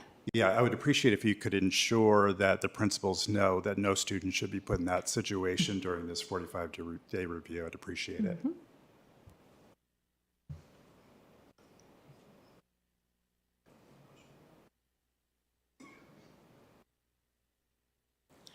Thank you.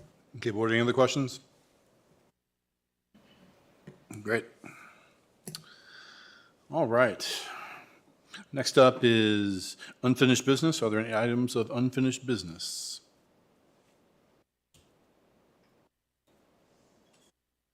Seeing none. On to new business. Are there any items of new business? So I don't know if it's new business, old business, or just a question. So with Mrs. Woodsetzer being moved to Blacksburg High School, is there another person who is helping out with equity? We don't have a sub in the equity department because I don't know of anyone that has the skills that we could say, hey, we need you to sub here right now. We'd be more than willing to do that if we had somebody. I've been working closely with Stacy though, Stacy Wright, I'm sorry. And if there's anything that they need, we will definitely try to get it to them. Or Ms. Franklin, if you know of someone that is available that could sub in that capacity, because the problem is there's not 10 people waiting down the door that have that ability to do that and walk right into it. Or Ms. Woodsetzer, I know we talk regularly. If there's someone that you know that we could get there, we would definitely do that, because I do recognize that not only is Ms. Wright doing a heavy lift right now, but so is Ms. Woodsetzer. And we kind of talk regularly. We talked today about some things we could do to help ease that burden a little bit. Okay, well, as long as we understand, there needs to be help, or things will start to fall I agree. apart. Thank you. One thing Ms. Woodsetzer does very well is communicate very effectively, especially with me. And I appreciate it.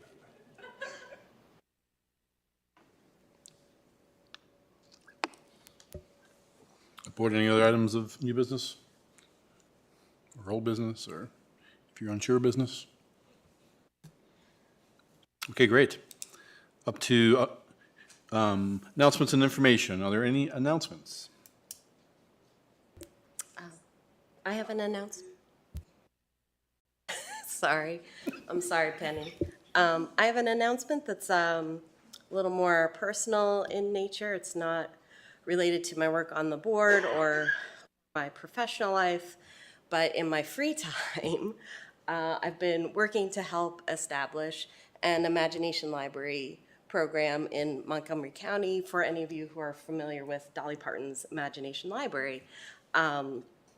It's gone incredibly well, thanks to support from the Mount Tabor Ruritan Club and especially Wendy Baldwin, who's the executive director. We got our 501c3 status like right at the end of the year. So fundraising began January 1.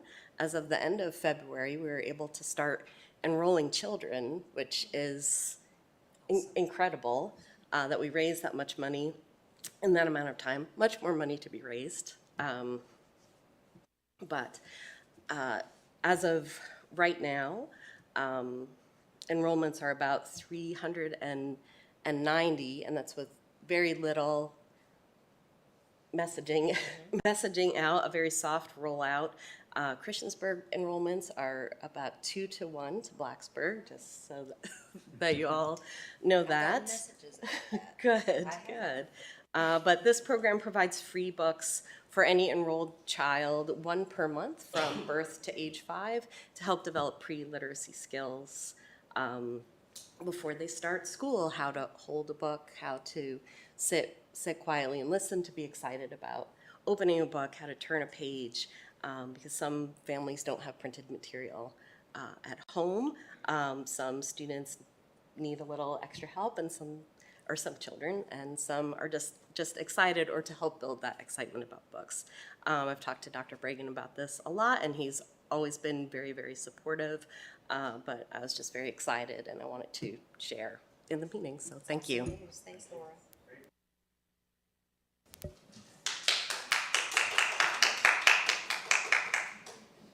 Laura, I'm not sure where that free time you're talking about comes from. I'd like to get some of that, but super proud of the work that you're doing there. That's outstanding.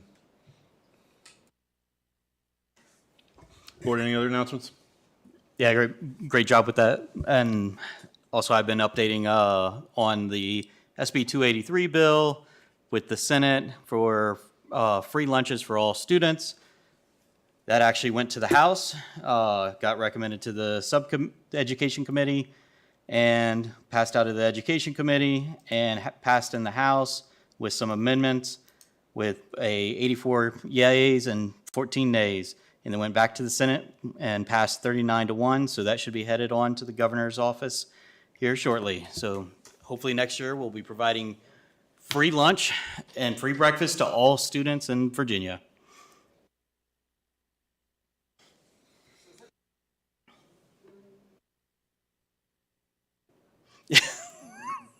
We'd probably get more from our vendors because they would have more participation.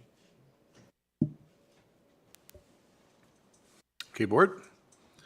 Great updates tonight. Upcoming school board meetings, you can see in our agenda. Upcoming ones, got a retreat this weekend.